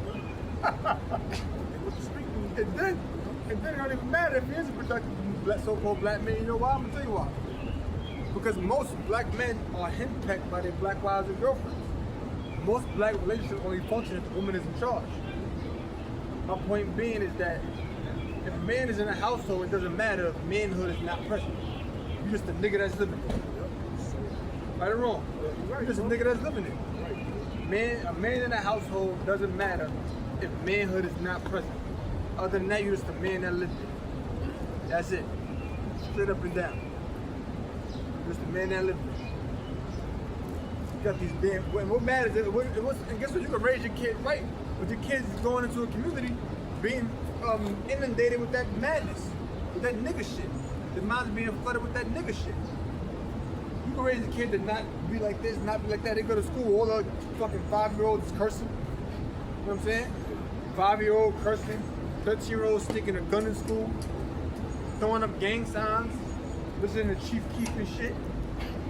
Little young black girls shaking their ass at 13 like sluts. And then you wonder why these niggas are a bunch of fucking animals, man. Listen, man, I wish I could just live on a ranch so I ain't even gotta be around niggas. When I go outside and I see a group of niggas outside, I wanna cross the damn street. Get right or wrong. Right. You gotta cross the street. These niggas call themselves savages, but what you got? They're a demon type. Man, fuck these damn black niggas, man. It's I'm Isaiah, talking about the niggas among our people, the niggas. Man. Isaiah chapter 3, verse 12. As for my people, children are their oppressors. Yeah. Children are their oppressors. Young kids walking around knocking out random people, beating up old people, beating up homeless people. I know little dumb niggas that was there when I was a teenager. I never did that though. I was never with that. I was never with attacking people that wasn't that didn't have to. I was never with that. Going around knocking out bums, beating up homeless people. I remember one time by like 2012, I was going to the store at the corner of my block. It's like 2 in the morning. He had like 15, 20 little niggas walking around with sticks and planks and shit, looking for somebody to beat up. Now, you know when you go to the store after hours, you can't really go in the store. It's like a little section you can probably stand in, you go to the window. I stood outside like, what these little niggas, I'm gonna hurt one of y'all damn niggas. I didn't want to stand there and look scared. Get him, man, you scared, get him. They just saw me, looked at me, and they kept it moving. And after the fact, I actually ended up noticing one of the dudes that I went to high school with. He was like a grade 20. So a white dude started beating the shit out of him with a stick. One kid hit him with upside the head with a plate. Like, damn, he's whooping that motherfucker ass. This is how these niggas act in the hood. They act like animals, man. It's this nigga around my neighborhood. This nigga always standing like he got a problem. Some old, this nigga like 59, 63 years old. Nigga probably still selling weed and shit, man. Nigga probably still selling weed. I walk past, nigga staring at me and shit. Every day he was staring at me. I walked away. I look back, nigga was still staring at me. This nigga made me kick his ass. I'm like, you know what? He ain't saying that. He ain't doing nothing, so I can't do that anymore. But that's how it is, man. You can't even look at a nigga. That's why I died in that song, Second Childhood. Exactly. You can't even look at a damn nigga in the hood, man. You can't even look at a nigga. One time I was on the train a few weeks ago. Coming out here. No, I wasn't coming out here. I was going to get something with my car. And nigga was on the train with his girl. I'm just sitting down, you know. I looked at him, looked at him. Is he good? I'm like, I'm good. He said, what you looking at? I said, you on a train? What do you mean I'm looking at? We on a train. There's people on a train. Everybody looking at each other. What do you mean? Everybody looking at each other. What are you talking about? I said, dude's like, alright. So I'm already on go. So my phone away. I'm like, this nigga gonna act up and get fucked up on this train. And he was with his bitch. He looked at his girl and said, you know I don't give a fuck about none of that shit, right? Like, because he saw I wasn't backing down. So I'm sitting on the trap with my phone in my pocket. I'm like, this guy trying to come up and attack me at random. I'm sitting down, I'm like, this nigga gonna really get fucked up on this train in front of this girl. I'm gonna stomp this big motherfucking guts out on this train. If he acts stupid, he make one false move, he gonna switch cheesed up. I stopped Kane, the nigga ain't even looking at this guy left. And the bitch was the fucking black bitch she was with. She started smirking a little like, yeah, these niggas gonna fight, yeah. Cause you know how the black woman is. These black bitches, they love black male genocide. One of these niggas gonna die, y'all. They gonna die, man. They gonna die, man. That's how these bitches is, man. Her man would've got fucked the fuck up on that train, man. And if she would've got involved, guess what? I would've beat her ass too. I don't give a fuck. Ridiculous, because I just looked at him. He was trying to show off fuck. Yeah, they don't sound like that way. He got fucked up, and guess what? She saw how soft he was, because he tried to get loud. He got like a little loud with me. So you know you gotta get like a little loud back. You gonna be like, oh no, sorry. Nah. He said, you talking this shit, I'm talking my little back, but then I forget, I put my phone in my pocket, I'm like, listen, man. I'm just sitting down, but this thing gonna get fucked up. I'm like, yo, this dude lucky, this dude pretty out much shy.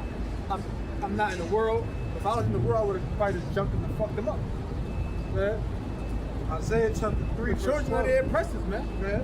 Isaiah chapter 3, verse 12. As for my people, children are their oppressors, and women rule over them. Children are their oppressors, and women rule over them. The women are the ones running the show. The father's kissing the daughter's ass. Yep. The son's kissing the mother's ass. The woman getting her ass kissed left and right, man. They got custody of all of the kids. Oh, well, they got custody of the kids because the men are leaving. But that's how you know it's, that's how you, anybody saying that, you know it's a black ass woman. They got that black ass woman. You know why? I'm gonna tell you why. Because all that does is put the blame on the men. And then absolves the woman from her own action.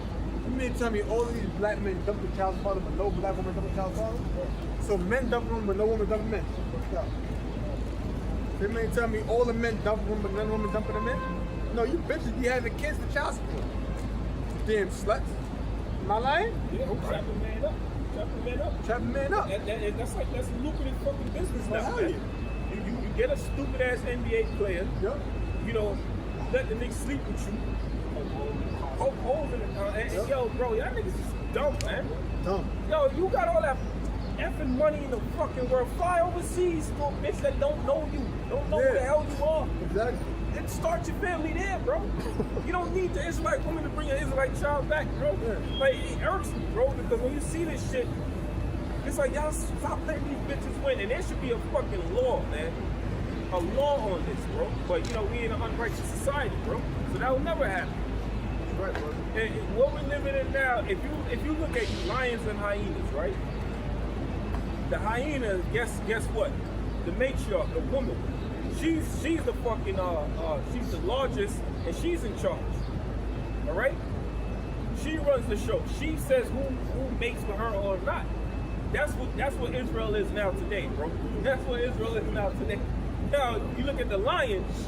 He mates with whoever the F he want to mate with as much time as he feels.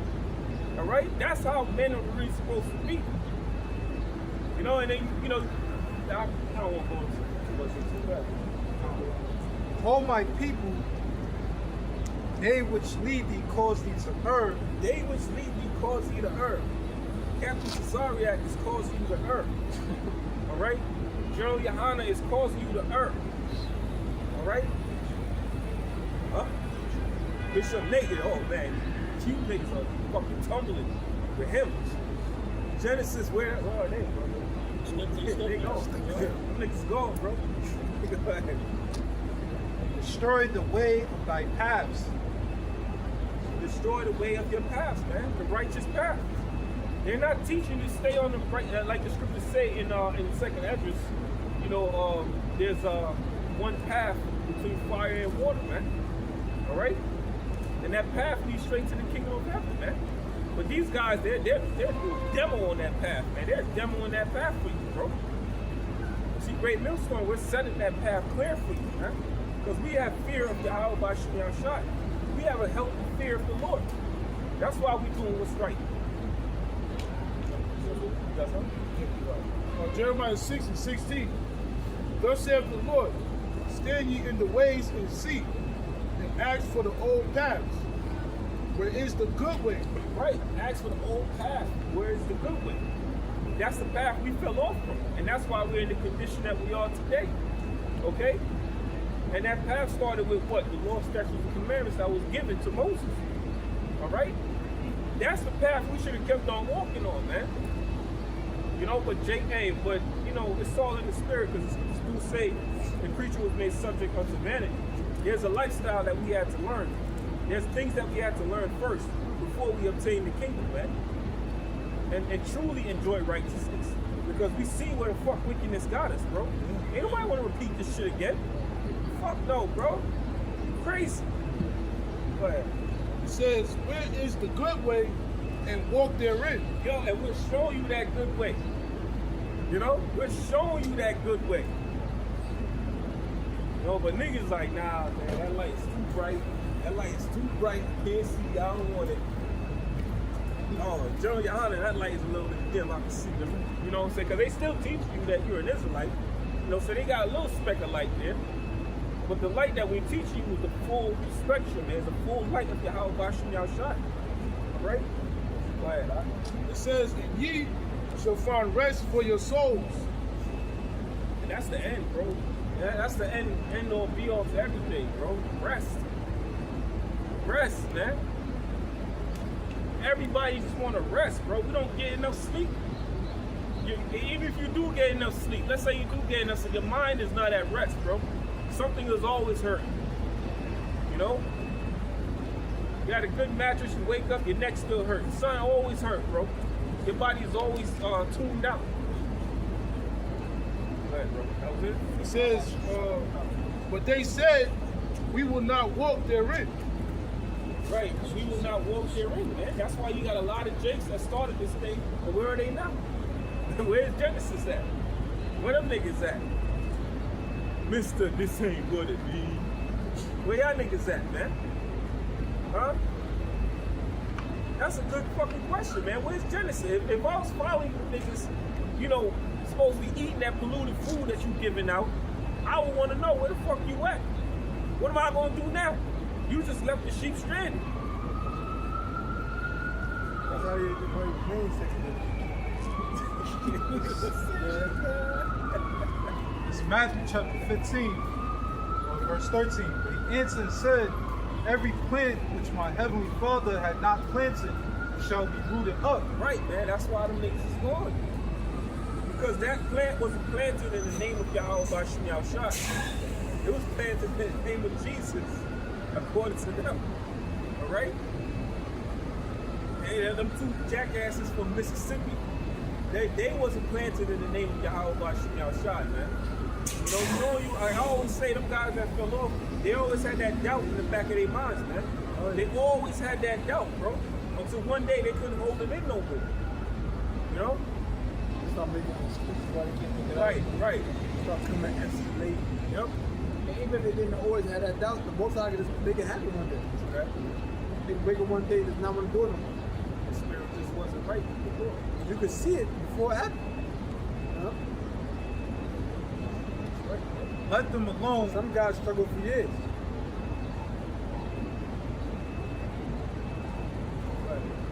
Let them alone. They be blind leaders of the blind, and if the blind lead the blind, both shall fall into the ditch. Yeah, man. The blind lead the blind. Both of you gonna fall into the ditch, man. Like they always say, the road to heaven feels like hell, and the road to hell feels like heaven. So what them guys is telling you, you know, speak up to a smooth thing. They tell you the easy path, man. You know, they give you the broad way, but the way to the Lord is that narrow, man. You got to go through that narrow path to get to Yahweh Bashim Yahushua. This ain't no easy road, bro. You got that? Go ahead. Figure that out. Matthew 7:13. Enter ye and at the straight gate. For wide is the gate and broad is the way that leadeth to destruction. Right, that broad way leads you to destruction, man. I'm gonna give you an example of that broad way. Okay? Take a look at what Sakari and them was doing. Rap music, hanging out, podcasts, doing this, doing that. All that, that's the broad way. Right? You niggas was basically Israelite rappers, bro. Yeah. You wasn't prophets out there, man, and that music you spreading was garbage. There's women rap better than them. Yeah, she do. Hey, I ain't gonna lie, the song she was singing in the beginning, that shit's fire. That shit's fire. Hey, I call it what it is. But now, give you an example of the narrow way, Great Millstone, man. All right? Every now and then, Apostle the Hard, pop quiz. You know, brothers lining up after the kid, think we going home, pop quiz. You know, break this down, break that down. You know? It says, and many there be which go in thereat, but straight is the gate, and narrow is the way, which leadeth unto life, and few there be that find it. Right, you gotta go through that hard path, man. When you read the scriptures, read about any prophet or any servant, they went through a hard path, man. Ezekiel, Isaiah, Jeremiah, they went through hard path. John the Baptist got beheaded, bro. And that was Yahushua's #1 guy. And he got beheaded. So the prophets went through that hard, rough life, man. Come on, man. This ain't a thing where you gonna come in here and you gonna start skipping daisies, man. Oh, matter of fact, get Hebrew 101, man. Sirach, the second chapter real quick. Sirach 2:1. Get that right quick. Go ahead. Bring it up. Hebrews 6 Yeah, it does. Hebrews 6:11-12. It says, we desire that every one of you do show the same diligence to the full assurance of hope unto the end. Right, show the same diligence, man. Same diligence as who? As the prophets in the past. Because believe it or not, we are them coming back. All right? So you got to show that same diligence. And them brothers was diligent unto death, man. But guess what? Their names are written in heaven forever. What? It says that ye be not slothful, but followers of them who through faith and patience inherit the promises. And that's straightforward. That's straightforward. You got that? I have it. So it's around 2 and 1, right? My son, Salaki, is also known as Ecclesiasticus. 2 and 1. My son, if thou comes to serve the Lord, prepare thy soul for temptation. Right, they ain't teach you this in church, man. In church, they believe when you find Jesus, you're going to find salvation. Like the Lord was lost. That you got to look for him, man. All right, so it says, my son, when thou come to serve the Lord, prepare your soul for temptation. Because the Lord is going to test you. And hold Sirach 4 and 15 on deck. Go ahead. Verse 2. Set thy heart aright. And your heart means your mind. You got to make sure of this thing. You know? Go ahead. And constantly endure. Constantly endure what? All the trials you're going to go through, man. All the pain, all the suffering, all the sacrifice. You're going to have to sacrifice things for this, man. You know, Saturday is the day of the world. We could be doing shit today, bro. You could be doing whatever. But guess what? You out here doing the work of the Lord, man. And like I said, this is the day of the world. You know, you get your hair cut on Friday, you know, Saturday, you gonna go hit it, you know what I'm saying? Good. Got all your shit ironed out, you know, Nikes you gonna wear. Good for Saturday, bro. Crushing it, bro. Go to the Puerto Rican Day Parade. Oh, man, we missing that? That's some Ephraimite woman. You know what I'm saying? Yo, you missing all of that good stuff. I stopped going to You know? those places like 30 years ago. Go ahead, bro. Verse 3. Oh, actually, there's a little bit more in verse 2.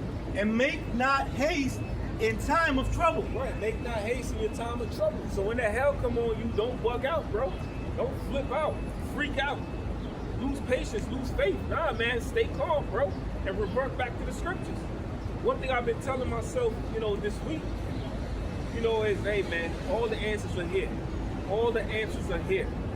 All the answers are here. The answer to your struggle, your pain is all here, bro. Just read. You know what I'm saying? Just read, bro. You got to understand it, right? So just open the book. It don't matter where. Just read. Just read, bro. That's where it all is. That's how you calm down. Verse 3. Cleave unto him and depart not away, that thou mayest be increased at thy last end. Right, man, because the more trials and tribulations you go through, the stronger you're going to be in the spirit. The stronger your spirit, it's spiritual exercise, bro. You exercise your body, right? And when you exercise in your body, don't you know the cause of your pain is due to your muscles tearing? And what happens after that? Your muscles repair itself and you get stronger. Bigger muscles, stronger. Now that weight ain't 300, that ain't shit no more, bro. I can squat that light. I can bench that light now. Okay? So spiritually, you got to go through these trials and tribulations, tear your spirit up, and the Lord's going to mend it all back together, man. It's 1-in-1, bro. That's how I go. Verse 4. Whatsoever is brought upon thee, take cheerfully, and be... Take cheerfully, because when you go back into the book of Hebrews, it says the Lord chastise those whom he loves. If the Lord loves you, he's going to chastise you. He's going to beat your ass down and build you back up. Remember that video with the woman when she said she visited the silversmith, and she asked the silversmith, how do you know that your product is done? And he said, when I can see my face in it. All right? So when you put it through the fire, the Lord kicking your ass, he's looking for his image in you. And I always say, too, we believe that we're the hopeful elect, right? Well, guess what? Yahweh Shai was refining our spirits back to what it was in the beginning. Remember, it was the elect that Yahweh Shai that made the earth, man. That made everything in existence, okay? So your hell is putting that spirit right back on track to what it used to be, okay? All right? So hell, it sucks. Ain't nobody want to fucking go through this. I don't want to keep going through this. It fucking sucks. You know? You see niggas you hate doing way better than you, Them niggas that done did wicked shit in their lives, did wicked shit to you, them niggas is living good. And you out here struggling, bro. You're like, damn, God, you know what I'm saying? But, you know, Ezra had that same question. The prophets asked these questions, man. You know? We understand, bro. Hey, let them niggas have it, bro. We know what we gonna have soon, bro. Go ahead, bro. Ecclesiasticus, also known as Sirach 2, verse 4, whatsoever is brought upon thee, take cheerfully, and be patient when thou art changed to a low state. Yeah, when the Lord, hey, man, brothers though, the Lord will beat your ass down so bad you don't want to move. You don't want to get up out your crib, bro. You don't want to peek out the window, man. You know, but just accept it, man. One thing I learned from the elder apostle Kabar, man, which I thank him for, is learning to accept the situation or the condition that I'm in. Accept it, bro. That's the first step that's a huge step to getting over it, man, or getting through. Accept your condition, accept your situation. It's what the Lord got me. Hey, fuck it. I'm alive. I know the word. I got y'all. I'm good. You know what I'm saying? Oh, hold that for a second. That first, the 5th verse brings out what you've been. Oh yeah? All right. Yeah. Read. So this is Ecclesiasticus 2, verse 5.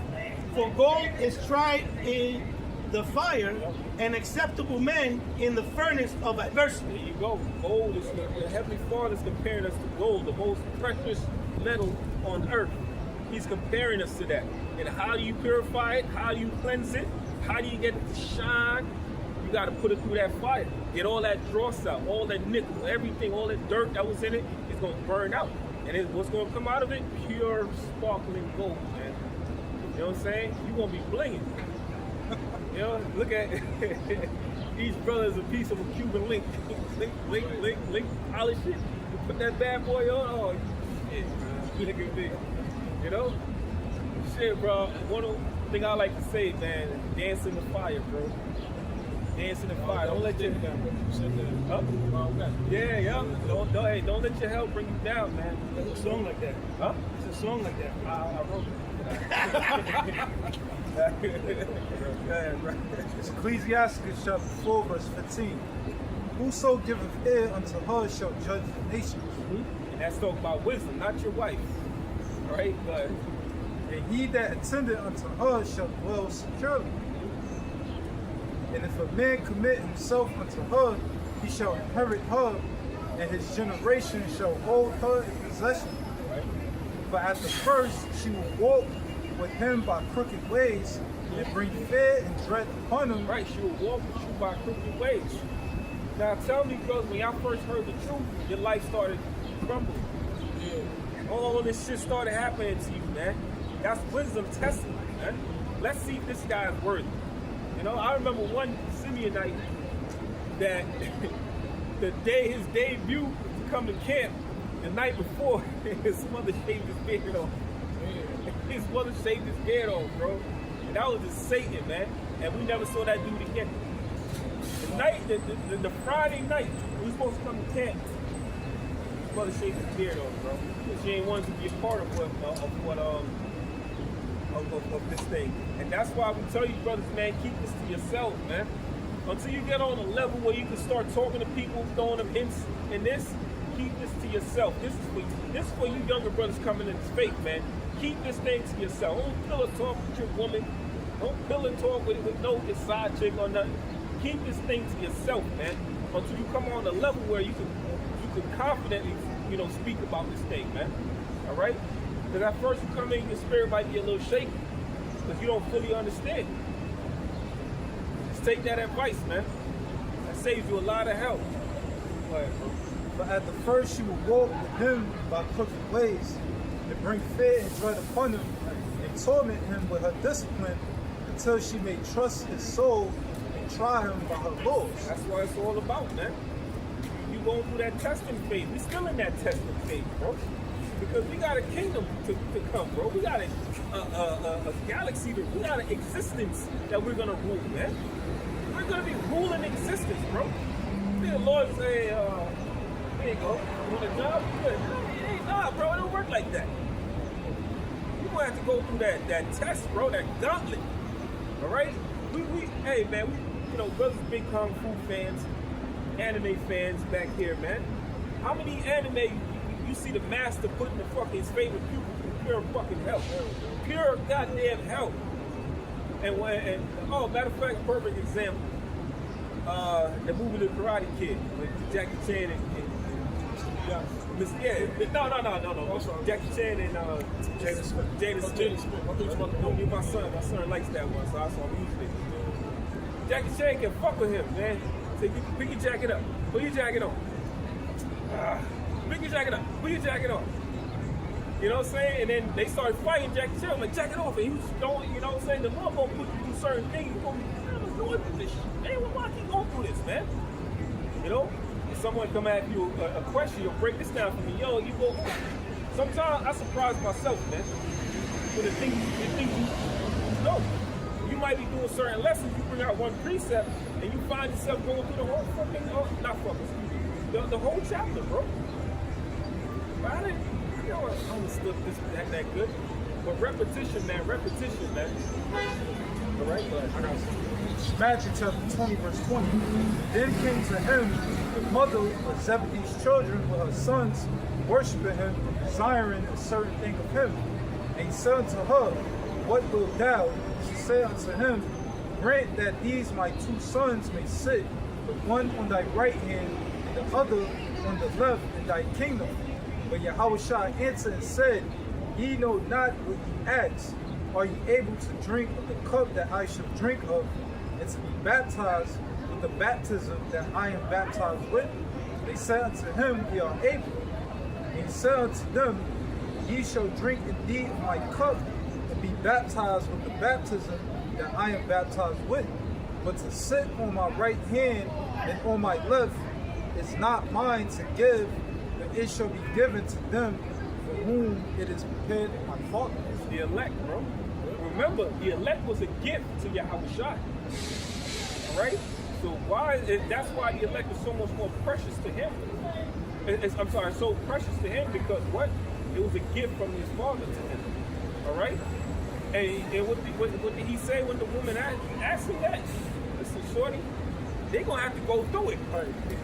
You can't, you ain't just getting up in, they're going to have to go through it like I did. The servant is not greater than his Lord, right? So if I went through it, ain't nobody skipping this line up there. If I'm getting my lashes, they gonna get their lashes too. All right? Now, we ain't getting as bad as Yahushua, but we getting effed up, man. You know? But it's all good, man, because, you know, like the saying goes, even the longest day haven't ended. You know, one day we're gonna wake up and society's gonna be on fire. Got something? Ecclesiastes 7 verse 8. Better is the end of a thing than the beginning thereof. Right. Better is the end of Babylon than the beginning. The beginning of Babylon. We was fucking in shackles, bro. At the end of Babylon, guess what? The shackles is free. We ain't got no shackles on no more, man. All right. So better is the end of this goddamn place than the beginning of it. Get you? Yeah, that's right.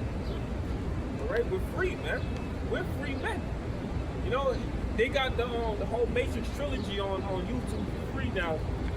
And I was checking it out, man. And the more you pay, bro, I urge y'all brothers, watch that movie again. You're gonna see so much more things that you like, oh shit, I missed that?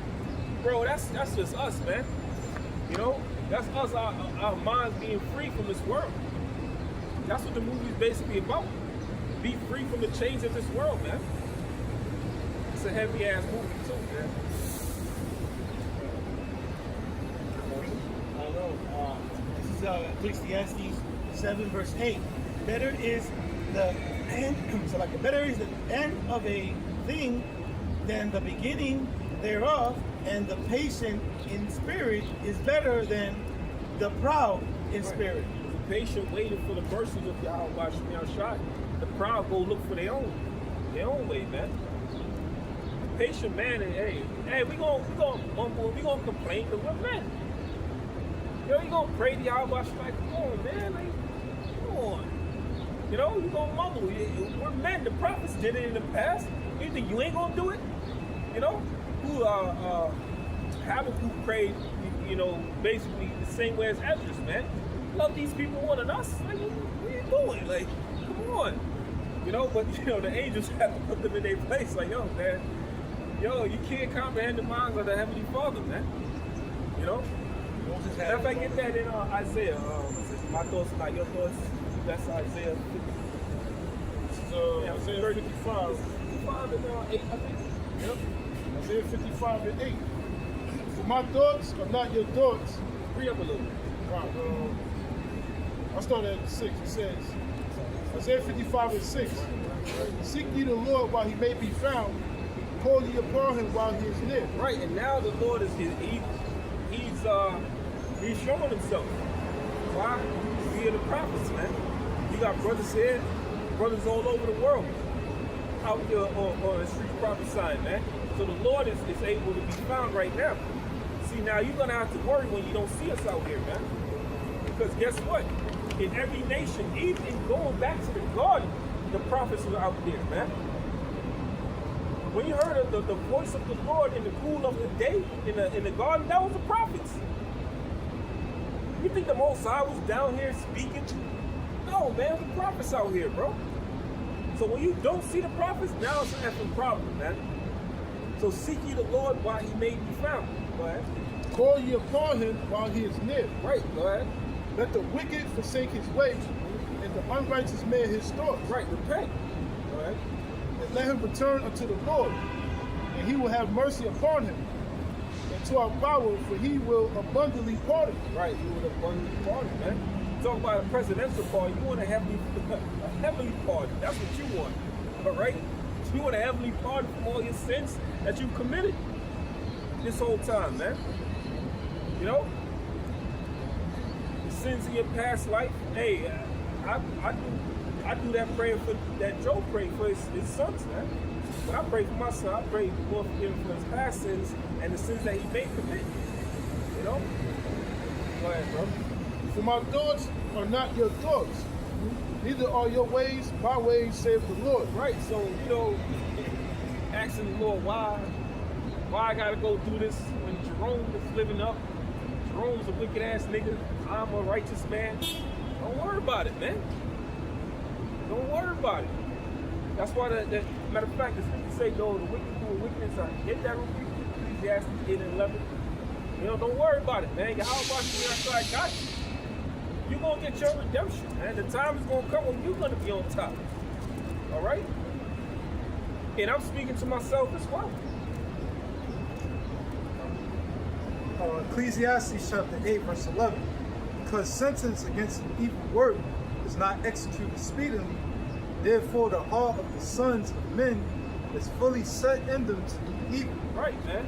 All these heathens, even 2/3 of our own people, they ain't really get judged by the Lord like that yet, man. All right? So they think, hey, man, God ain't looking. You know, God here. You know, I'm just keep doing me. Good. You know? Keep sneaking with this nigga girl. Why he out?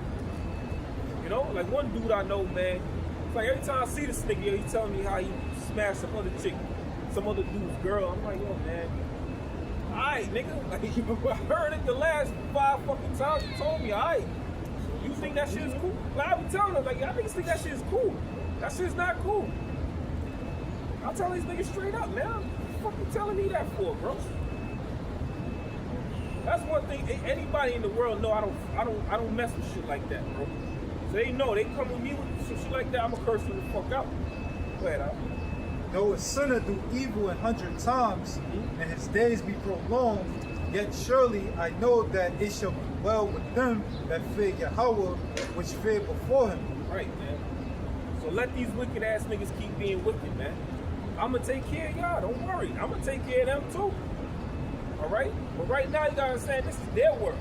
This is Satan's paradise, man. Those are Satan's sons. You my son. You know?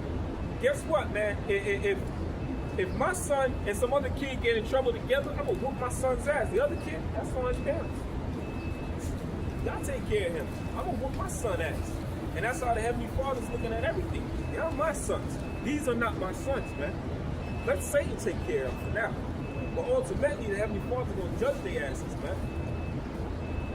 But it shall not be well with the wicked, neither shall he prolong his days, which are as a shadow, because he feared not before Yahweh. There you go, man. So you gotta have a healthy fear of Yahweh Bashim Yahushai. And if you have a healthy fear of Yahweh Bashim Yahushai, you're gonna be right here doing his work.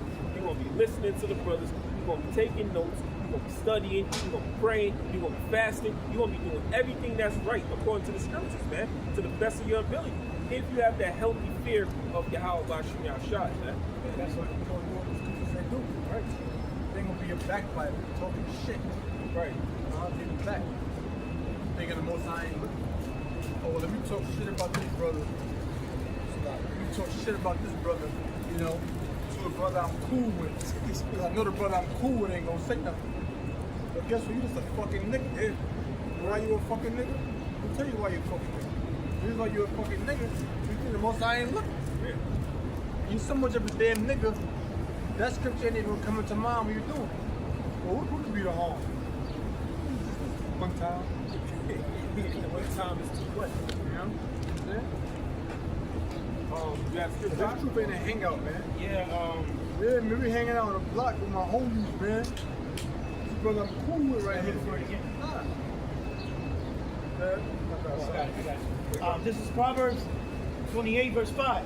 Evil men understand not judgment, but they that this is Proverbs 28, verse 5. Evil men understand not judgment, but they that seek the Lord understand all things. So if you're an evil man, you don't understand judgment. You're doing stuff in the eyes of men. You're doing stuff for the eyes of men. You're doing stuff in the dark, thinking stuff coming to light. Not knowing the eyes of the Lord are 10,000 times brighter than the sun. If you got brothers that come to Cape and act all righteous, do their videos and all righteous, but behind the scenes, they really just niggas, man. Talking shit out other brothers in camp dress. See that brother sleeping, man? See that brother sleeping? Brother wore them same pants last week. You a fucking nigga, man. You know what I'm saying? You just a worldly ass nigga. You're a worldly nigga. Fucking careful. And you ain't saying that out of concern that you gonna buy the brother something. You just talking shit. This is like my point I was thinking about. I'm saying you just talking, you just shit talking nigga. That brother ain't fly like that. That car party running, he ain't got bread like that. Basically, it's a fucking animal, man. Basically, it's the niggas. Yeah, you got niggas like that. You know what I'm saying? You got niggas like that. Proverbs 28, verse 6. Better is the poor that walketh in his uprightness than he that is perverse in his ways, though he be rich. That shows you that living righteously is greater than riches. You know what I'm saying? You can be poor and righteous, that's greater than being rich and wicked. You know what I mean? It's not. You know, one thing I told my mother, I said, yo, you remember how we grew up? You know, dirt poor, we didn't have nothing back in Jamaica. Well, I guess what? We had each other, we had a family. When you dirt poor, bro, family is everything. And it's like, I said, we came here, and it's like everybody's just so separated now. You know? And that's a rich life. You get rich, you separate yourself from everybody. You know, you got a lot of stories about, you know, these basketball players, you know, they got money and they just left their old hood, left everybody behind. You know? Being rich don't necessarily mean you're going to be happy, bro. And being poor don't necessarily mean you're going to be sad.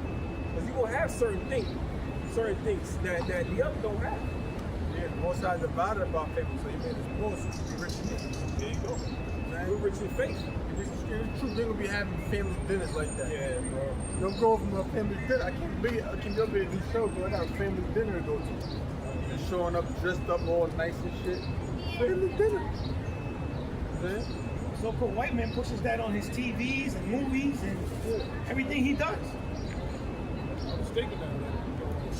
It says, the rich say no place. Yeah. But, you know, we have the true riches. We not around our family. This is real family. We share riches with each other. Yeah, It's the knowledge, man. When your family, you really separate from them. We have actual friends. Yeah. Let me say that. And I'm saying this, because of, dude that fell out the truth that he told me, the thing I miss the most is the brotherhood. You know what I'm saying? So we have actual friends, bro. And the other thing he said, these niggas in the world, they ain't like y'all, man. They ain't like y'all. So you gotta look at the brotherhood and like, yo, these are my friends, bro. These are my true friends. These niggas ain't never gonna stick their head out for me like the way brothers would, bro. I'm telling you, man. And I heard it from somebody that fell out the truth that's actually in the world now. There was something I always said when I was growing up. I always wanted to keep my family together. And I used to work. Everything is for my family. I used to ask the Lord. At that time, I was calling him daddy, father, right?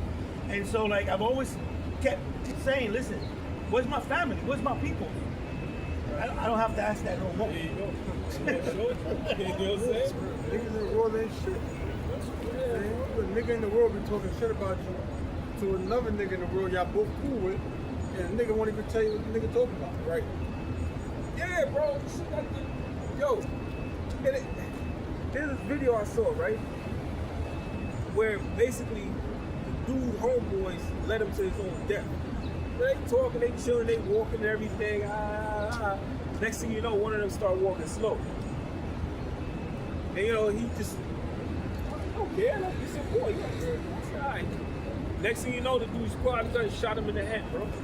Bro, that's how the world operates, man. See, I don't gotta come to camp, double taking brothers, watching my back. I don't gotta do that shit, bro. That's because of the odds of motor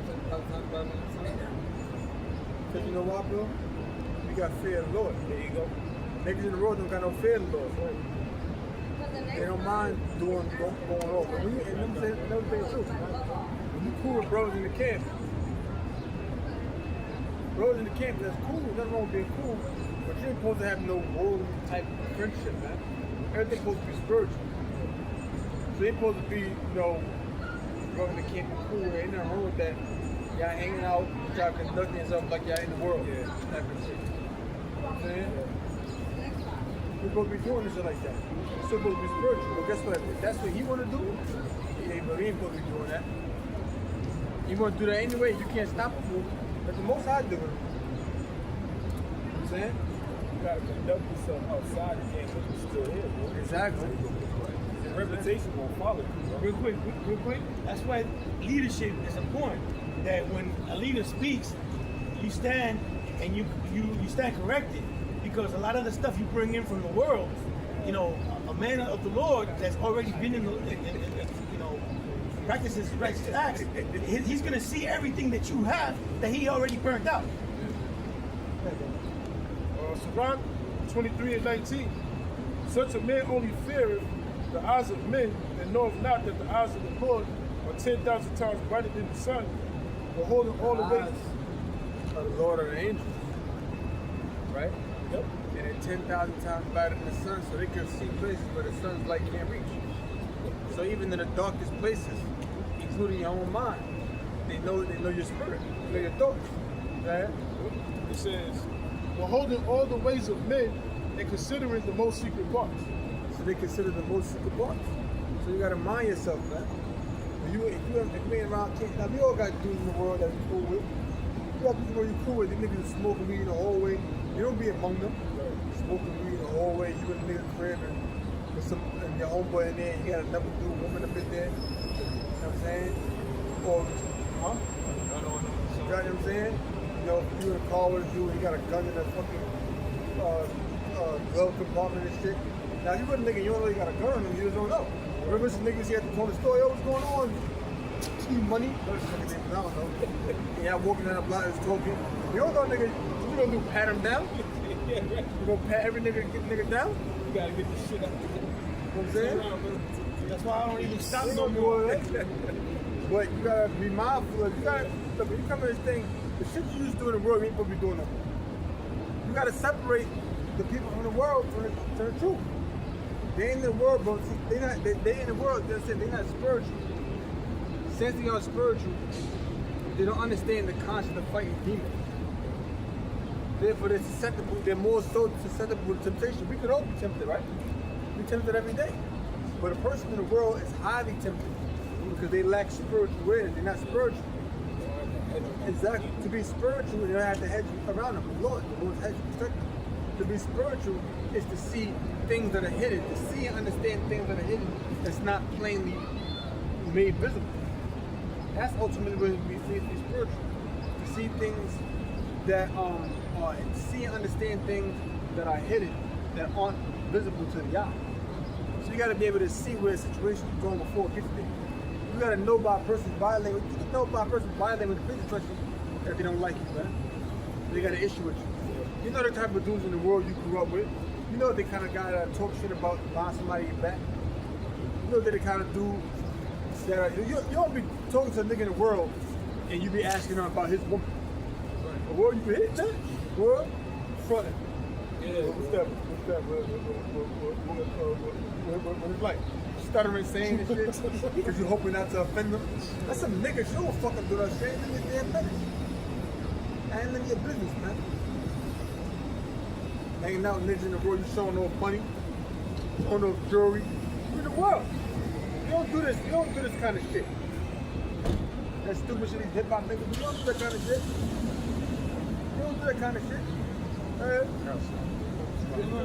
It's 1 Corinthians chapter 2, verse 14. You may say, oh, that ain't really a big deal. That's just the beginning. That's just the temptation, that's your desire to be in the world. Right? But 1 Corinthians 2 and 14. But the natural man perceiveth not the things of the Spirit of Yahweh, for they are foolishness unto him. A natural man can't see the things that are spiritual because they're foolishness unto him. You tell somebody in the world about the truth, they can't receive it because it's foolishness. Well, you mean to tell me that the Lord only died for these people? The birds will be exterminated for destruction. White men and Esau, he will be exterminated. They're going into slavery in us. UFOs, brother. You're mentally bugged out, man. Neither can he know them because they are spiritually discerned. They're spiritually discerned. Spiritually what? Discerned. Yeah, spiritually discerned. So the Most High didn't give them the spirit to be able to understand these things. That's why they can't see it. There's dudes in the world I'm cool with. I don't hang around them. If I'm ever around them, I'm around them sparingly. I ain't around them every week, every other week. Shit, I might not be around them for 4 or 5 months. To be real with you. You know what my regular day consists of? If I'm not working, workout, YouTube, that's it. Straight up. I'm not linking up with niggas in the world to go to a lounge or a bar. Just because I'm not a hangout dude, that doesn't me. I'm not linking up with my cousin from so-and-so to go over there. I don't really do it like that. Nothing wrong with that though. I'm not saying you don't got people around that's in the truth, that's not in the truth, that's decent, that you can't never be around. I'm not saying that, but you still got to be mindful. And you minimizing your interaction with them with decreasing likelihood to get into some BS. It's Ecclesiastes chapter 4, verse 9. It says, 2 are better than 1, because they have a good reward for their labor. For if they fall, the one will lift up his fellow. That don't happen in the world. Niggas in the world will laugh at your misfortune. Yeah. Yep. I'm saying, you can have a homeboy in the world you cool with, he knows something about you that he think is embarrassing. Yo, this nigga so-and-so. Tell me I'm lying. And niggas in the world do that kind of shit? Niggas in the world do shit. I knew a dude, a Jake I grew up with years ago. He was telling us about his mom in the top, jumped him and shit. Popped him upside the head with a vase and shit. He ran outside the house in the snow with just some drawers on. Pops came outside with a bike looking for me. You see some little nigga, so-and-so. He told me the story. Well, fuck that nigga, he's a nigga anyway. He was talking about him last week. Yeah. And then years ago, when people that we was cool with would joke on him, they'll bring that nigga, your pop hit you in the head with a face, nigga. Like, that ain't funny. Yeah, right. I'm saying, that ain't fucking funny. Why's that funny? Why'd that be funny? If he told you that that's what happened, you don't go and laugh about no shit like that. If somebody got a disease, this nigga got a liver disease, y'all. Right? Don't niggas do that? Yeah, this person is burning or whatever. Look at this nigga. That's what an extra chicken is with perch, nigga. Fuck out of here. Tell me I'm lying. Niggas do that. They'll laugh at your misfortune. Remember the Wire book? I think it was season 3, the opening. He was talking about damn son, he got burnt by the chick.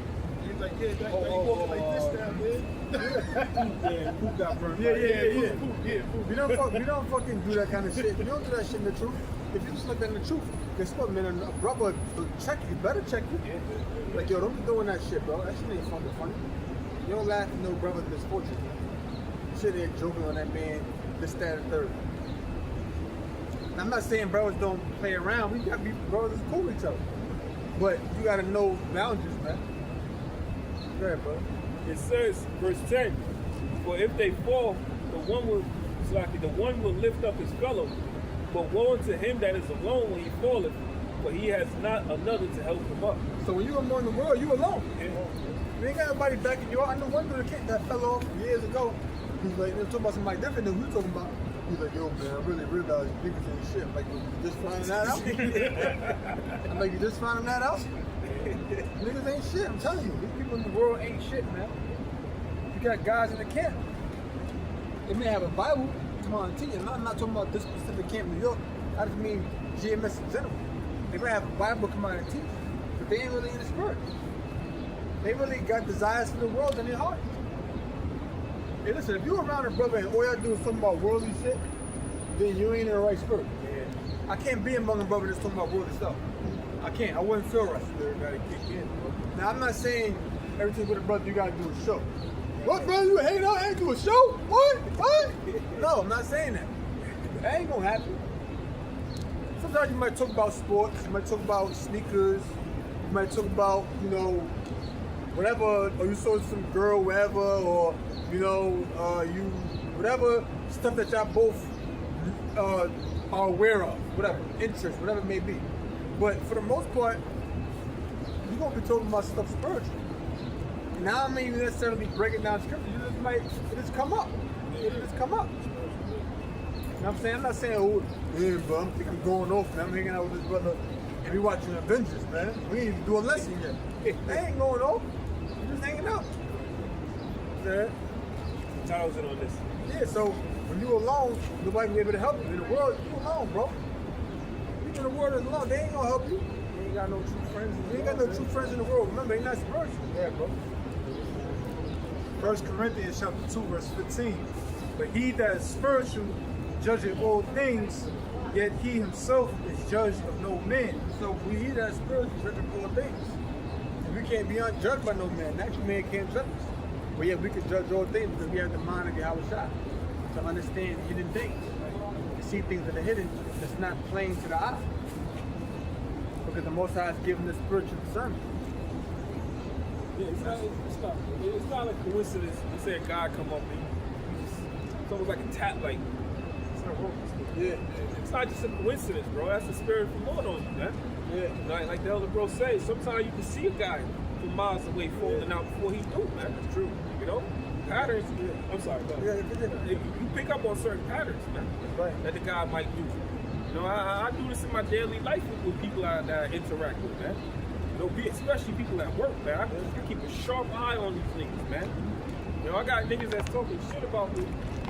You know, like shit, bro. Yeah. Like, what I did to this nigga? Yeah. You know, but they'll come, hey, man, what's going on, bro? I'm just like, hey, what's going on back there? Yeah. I'm like, I'm my eyes on you, nigga. Sometimes it's better for you to know and act like you don't know. There you go. That way you can see a nigga. You see how fake he is. Yep. This nigga, I know, this nigga know, you don't even know I know you're a liar. I'm just listening to him lie right now. I showed you how much of a fucking nigga he is. You know what I'm saying? The same dude you talking about in the fallout moments ago, I knew you was falling out like almost a year before you fell out. Yeah, I'm like, I was like, this dude's getting weak, man. And I hope he give me my $5 before he's in the camp. And he still ain't getting my $5. take that L, bro. If I see him, bro, I'm asking my damn money. I can use that. Nah, but real talk, that's serious. You can see it though. You can see it. You gotta understand people in the world. It's like this, man. You gotta understand that somebody that's not in the truth, they're not spiritual. So they're susceptible to being tempted by the spiritual demon Satan because they don't have a spiritual hedge around them. So when it comes to them, don't just always assume the best. Just keeping it real. Yeah, your cousin might be cool with you, but your cousin talking shit about you to your other cousin. Or your cousin talking shit about you to your other cousin who's their brother. You understand what I'm saying? Yep. And he be so. So his car's a little messed up.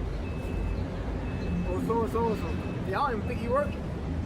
They'll be talking a little shit. So this is what niggas do. This is what niggas do, man. Yo, your family gonna talk shit about you. Your parents gonna be talking. My son crazy, man. He was a Bible guy. I remember years ago, the same guy you talking about that fell out. This is in the 34th Street era. Somebody said, well, how did you guys, just start doing this? Like, I'm pretty sure it was an Edomite. You had enough sense to come to the conclusion. I'm pretty sure y'all guys didn't all just know each other. How did y'all all just meet and start teaching? And that's what you were saying. He was like, with the spirit. I think it was Karaj, as a matter of fact. Well, I think it was him. He was like, him too. It wasn't him. I'm not sure. It wasn't the two, but I think it was Ashawar. He was like, it was the spirit. Like, that's what it was, like the spirit. Like, it was the truth. It's true. Yeah. We ain't know each other. Most of us ain't know each other before we came into this thing. Most of us didn't know each other. It was the spirit that gravitated us to each other through the word. This is 2 Corinthians 26, verse 5. And he saw it. What? 2 Chronicles, I like it. Second Chronicles 26, verse 5. And he saw the Most High in the days of Zechariah, who had understanding in the vision of the Most High, and as long as he sought the Lord, the Most High made him to prosper. So, Break it down, go ahead. So in other words, because he sought the Most High, the Lord gave him understanding to prosper, to continue in the mission. Right. Listen, brothers, we ain't missing nothing in the world. I'm telling you now. We ain't missing nothing. As you can see, you gotta understand, like, look, I already been in this truth half of my life. I've been in the truth longer than I haven't been in the truth. You understand what I'm saying? Teenage years. You know what I'm saying? I saw the videos. So it's like, what you missing out on? All them years is gone. This jig I grew up with, right? I remember a few years ago I was at his house. I was like, remember back in the days, we used to be like, yo, we used to sit about how me and we used to grow up together. We used to daycare together. We used to joke with each other and shit growing up and all of that. And whenever I got him mad, he'd be like, nigga, I'm popping, nigga, I'm more popping, nigga, you lame, nigga, I'm popping. Cause I was funny and I was just getting mad. Nigga, you lame, now I'm popping, nigga, I'm popping, nigga, I'm popping, nigga. Now he's just laughing in his face, nigga, you ain't nobody. Now he wasn't popular in the neighborhood. So one time I went to this crib a few years ago, we was talking or whatever. I remember back in the day we used to joke with each other. He used to be like, oh, I'm popping. I was like, yeah. I was like, does that shit mean anything now? He was like, no.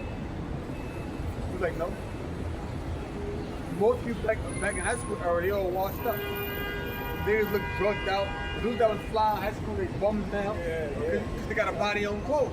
You know what I'm saying? They got a body on, their mother ain't buying them shit no more. Because you know why, you all grown men now. The woman got kids, they all fat. You know, they're like walruses. None of that shit don't mean nothing. They had their time. They had the time. That was just, high school was just freshman year to senior. It was just a time. Yeah. That's what it was. No, it was just a time. That shit don't mean nothing. All that shit is in the past. It means actual nothing. You ain't missing nothing in the world, bro. I'm telling you. You gotta understand, we spiritual men. Satan, the scripture says, Satan like a roaring lion. 1 Corinthians chapter 2, verse 16. For who had known the mind of the Lord, that he may instruct him? But we have the mind of Yahushua. See? We have the mind of Yahushua, so we have spiritual discernment. We have the spiritual, we have the ability to see things, to see and understand things that are hidden. It's like Yahushua. Yep, 1 Peter chapter 5 and verse 8, it says, be sober, be vigilant. Because sober means you gotta be clear-minded. But that means you can't drink. Be sober, brother. Be sober means to be clear-minded. That's why right after it says be sober, it says be vigilant. In order for you to be vigilant means to be awake, you gotta have a mind that's clear. A mind that's focused on them. Not a mind that's shrouded with distractions. So be sober, be vigilant. Go ahead. Because your adversary, the devil, as a roaring lion, walketh about seeking whom he may devour. So we got to be vigilant because our adversary, the devil, is like a roaring lion, seeking whom he may devour. Somebody get Job 1:7, I believe it is. So we got to be vigilant. In order for the word vigilant means to be aware. So we got to be aware because Satan is seeking whom he may devour. You got to be aware of that. Okay? Part of you being aware is you what? Having spiritual discernment, being circumspect. You gotta know when you're among people in the world, it's demons. I'm telling you. You could be around your family. Somebody gonna say something. A random occurrence, something gonna randomly just happen out of nowhere. You might be at your family house in August. Oh, can you help Aunt Betty bringing the Christmas decoration? Christmas decoration. Oh, yeah, you just want to get ready early. and that's the first time you went to the and that's the first time you went to their crib all year. You ain't been to their crib all year. And that's the first thing you did. Now Aunt Betty is 72 years old. You gonna tell Aunt Betty I can't help carry a Christmas tree and a wreath and the baby Jesus in the house? You know what I'm saying? Now what you gonna say? I don't know. I don't know. What you gonna do now? You're gonna be tempted to do it. And guess what? You know what I'll do? I'm going to the store. I get the fuck out of there. I'm going to start getting the fuck out of here. I sit up and down. I don't visit my family around. I'm telling you, that'll happen. That'll happen. It'll be a random time you there, and that's exactly what will happen. I'm telling you. And we've all been in these kind of random situations. Like, why does this happen out of all of the days? Something happens on the Sabbath out of nowhere. You're like, Actually on the Sabbath. I mean, like, come on, man. It's like there's somebody right now that probably got tickets to the Knicks game or tickets to the Spurs game in Texas that might be a believer. But it's the Sabbath. Yeah. Celebrate. You know what I'm saying? And they're like, damn, man, well, maybe if I go and I'm kind of like not really into it, then good, bro. Job chapter 1 verse 7. The Lord said to Satan, whence comest thou? And Satan answered the Lord and said, from going to and fro in the earth, and from walking up and down in it. So Satan going like a lion seeking may devour because he's going to and fro in the earth and walking up in it. And the Lord said to Satan, as thou considered my servant Job. So it's not like Satan is just walking around by himself. It's the adversary. So it's talking about spiritual wickedness in general, all throughout the world, of influencing people to do that which is unrighteous. And it's happening all over the world as we speak. It's happening in Manhattan, Brooklyn, Staten Island, Bronx, Queens, upstate New York. It's happening right now in Chicago. It's happening in Little Rock, Arkansas. It's happening in Sacramento, Los Angeles, this place. It's happening in Dallas, Houston, Miami, Orlando, China, Bangladesh, Brazil, Panama, Puerto Rico, Dominican Republic, St. Vincent, Jamaica, St. Lucia, somewhere in Europe, somewhere in Asia, some damn way, Australia, Antarctica, Alaska. It's happening all over the world. Somewhere in Greenland, it's happening. So Satan is always going around the world looking for somebody to possess and influence to do unrighteousness. And people wanting that spiritual are more prone to that. Get that scripture, Ephesians chapter, what's that, almost Ephesians chapter 6 verse 10. That's the last thing on. Finally, my brethren, be strong in the Lord and in the power of his might. Put on the whole armor of Yahweh, that ye may be able to stand against the wiles of the devil. For we wrestle not against flesh and blood, but against principalities, against powers, against the rulers of the darkness of this world, against spiritual wickedness in high places. Wherefore take unto you the whole armor of Yahweh, that ye may be able to withstand in the evil day, and having done all to stand. And that's why the scriptures say, as we read in Ecclesiastes, it says, cleave unto him and depart not away. That's how you fight these demons, by cleaving unto Yahweh by shooting out stride. Always, anything you do in your daily life, man, make the scriptures a part of it, bro. Yeah. You know? If I'm at work, bro, like, you know, I listen to my music and all that, but real talk, I'm listening to either the audio Bible or I'm listening to some lessons, man. I gotta get something in. I can't just go all day listening to fucking Wu-Tang all day and shit, you know? I always gotta have something to do with this word, whether a prayer or something, man. You know? Cleave unto Yahweh Bashim Yashai and stick close, bro. Don't stray away. That and the sheep, right? Yo, let's say you got your herd of sheep, you're gonna have one sheep, and guess what? The wolf gonna catch his ass. You know? So that's why the sheep herder and the sheepdog is so important, man. To keep you on track. Because see, Satan, he running around setting up shop. I got you group of demons here, y'all let these niggas do this, do that. Setting up shop over there, I got this group of demons here, y'all let them, you know what I'm saying? And he just coming back and forth checking up on everybody. Like a fucking drug dealer collecting money. You know what I'm saying? They, yo, bro, there's demons everywhere, but guess what? There's also angels everywhere. That's right. All right? So it balances out, man. You know? And the more you wait for the scriptures, the more you get tempted. Yeah. The more you're gonna get disenchanted. And you gotta be real with yourself. Just pretty how much you gotta be real with yourself and understand when that's happening. You know what I'm saying? Examine yourself. Examine yourself. Don't be too, you can't be proud when you don't want to examine yourself. That first, before you examine anything, you gotta examine yourself first. Because the Lord wants you to judge righteously, man. Yeah, you can't be it.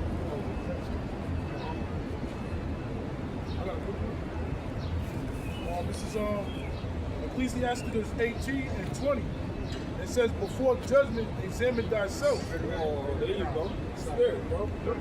Before judgment, examine thyself. Why? Because you don't want to be a hypocrite. It says, before judgment, examine thyself, and in the day of visitation, thou shalt find mercy. Thou shalt find mercy. Because you judge right. You know? That's what the Lord wants. Just weight and a just balance. Can't be like Esau, man. You can't judge like him. To Esau, everybody's wicked except him. That was it? I got some. 1 Samuel 26. Oh, 2 Samuel. Select it. 2 Samuel 15, verse 25. And the king said unto Shaddai, carry back the ark of the Most High into the city. If I shall find favor in the eyes of the Lord, he will bring me again and show me both it and his habitation. So in other words, if we stick to this, we also will be showing the Lord's habitation. Right? Because this is what we preach to you day in and day out. We teach you the word of the Lord. There was something else that I saw here. Here it is. 1 Samuel 26, verse 24. And behold, as thy life was much set by this day in my eyes, so let my life be much set by in the eyes of the Lord, and let him deliver me out of all tribulation. And that's what I really wanted, not the other one. But in reality is that since Satan is out there to get you, you keep prayer, asking the Lord for salvation. The Lord will give you, salvation. He'll send his angels to bring you out of tribulation. Yeah. Prayer goes well with fasting. You know? Prayer goes well with fasting, man. It raises your spiritual power level.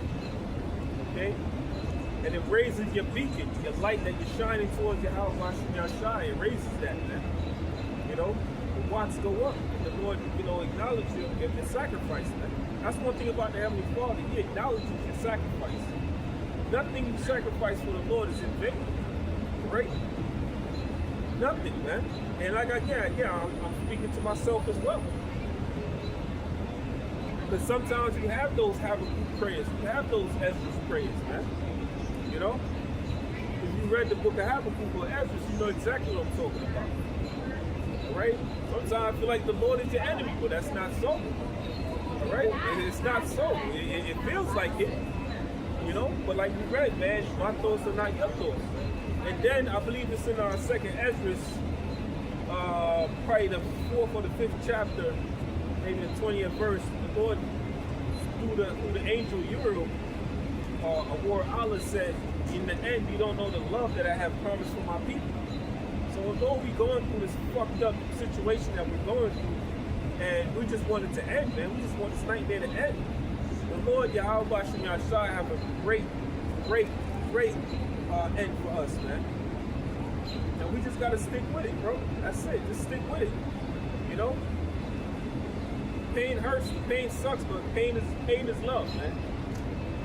You know, and especially the pain that we're going through. It's love from Yahweh Shem Yahshua. Sound crazy to say that, but hey, it's the truth, man. Just gotta stick with it. Go ahead, bro. I got one short. This is Psalms 34, verse 15. The eyes of the Lord are upon the righteous, and his ears are unto their cry. Right, their cry meaning their prayers. And then when you go into the book of Tobit, you know that the archangel Raphael, he brings out prayers to the Heavenly Father. All right? And the scriptures say that the prayers of the saints are like sweet incense unto the Lord. Okay? You know, somebody put on a nice incense, man. Yo, you don't pay attention to it, yo. That's a nice one. You know? That's a real good one, brother. You know, so when you pray to Yahweh Shem Yahshua also, man, pray with faith, man. You know? Don't pray like you don't know what the fuck is happening. Go ahead, can I ask something? Yeah, Hebrews 12:6. For whom the Lord loveth, he chasteneth. Yeah, that's a good. Hey, that's a good one to finish it off with, man. That's the spirit. Go ahead. It says, for whom the Lord loveth, he chasteneth. Right. Whom the Lord loveth, he chasteneth. Remember all the prophets. Remember Job. Remember everything that happened to them, man. Remember King David, the Lord's friend. The Lord put him through hell. And the Lord said I was his friend. Imagine what honor that is. For the Heavenly Father to call you a friend. Go ahead, bro. It says, scourgeth every son who he receiveth. Right, it scourgeth every son who he receiveth. And that's why going back to Sarat, she will try you by crooked ways. And put fear and dread upon you, man. When that wisdom is upon you, the Lord's going to test you, man. And that's a good thing. Right? It says, if ye endure chastening, if ye endure chastisement, Yahweh dealeth with you as the son. Right, it's yours, man. You got a lot of guys, as soon as the hell started coming upon them, they split. All right? But we stood here and we endured it, bro. And we still enduring this hell, man. We still enduring. It's like you know, going back to the gym again, bro. You know, you got a group. There's a workout that me, my cousin, and a couple other brothers used to do. And the workout was damn near 4 hours. And I remember 2 guys from my job said they're gonna come and work out with me. Both of them niggas came. Each 1 week, and they was gone. And you never saw the niggas come back, man. They couldn't endure it, man. They couldn't, and for us, it's like, we go through it, like it's hard the first time. But in the second week, you're like, getting used to it. The third week, you're like, it hurts, it sucks, but I can still fucking do it. The fourth week, it's like, exactly, because your body adapts to it. You see how spirits have adapted to this health. Like I just walked to the bathroom, grabbed the bag, and I'm like, what this shit, bitch? I said, that's possible. Bitch? You gotta endorse shit like that. Yeah, man. Hey, you say constantly endure, right? So let's constantly endure this thing. And I mentioned it earlier about, you know, how do we bag. Yeah. I just want to bring up an article really quick about endurance. Bring it out. Right, because what happened is that, Break it down. wow. Bring it out. This is from Washington, right? So this is Tulsi Gabbard, right? Announced Friday a release. Next time. Close it out. Call on line, Yahweh, Bashim, Yahweh, Bashim, Go on the next one.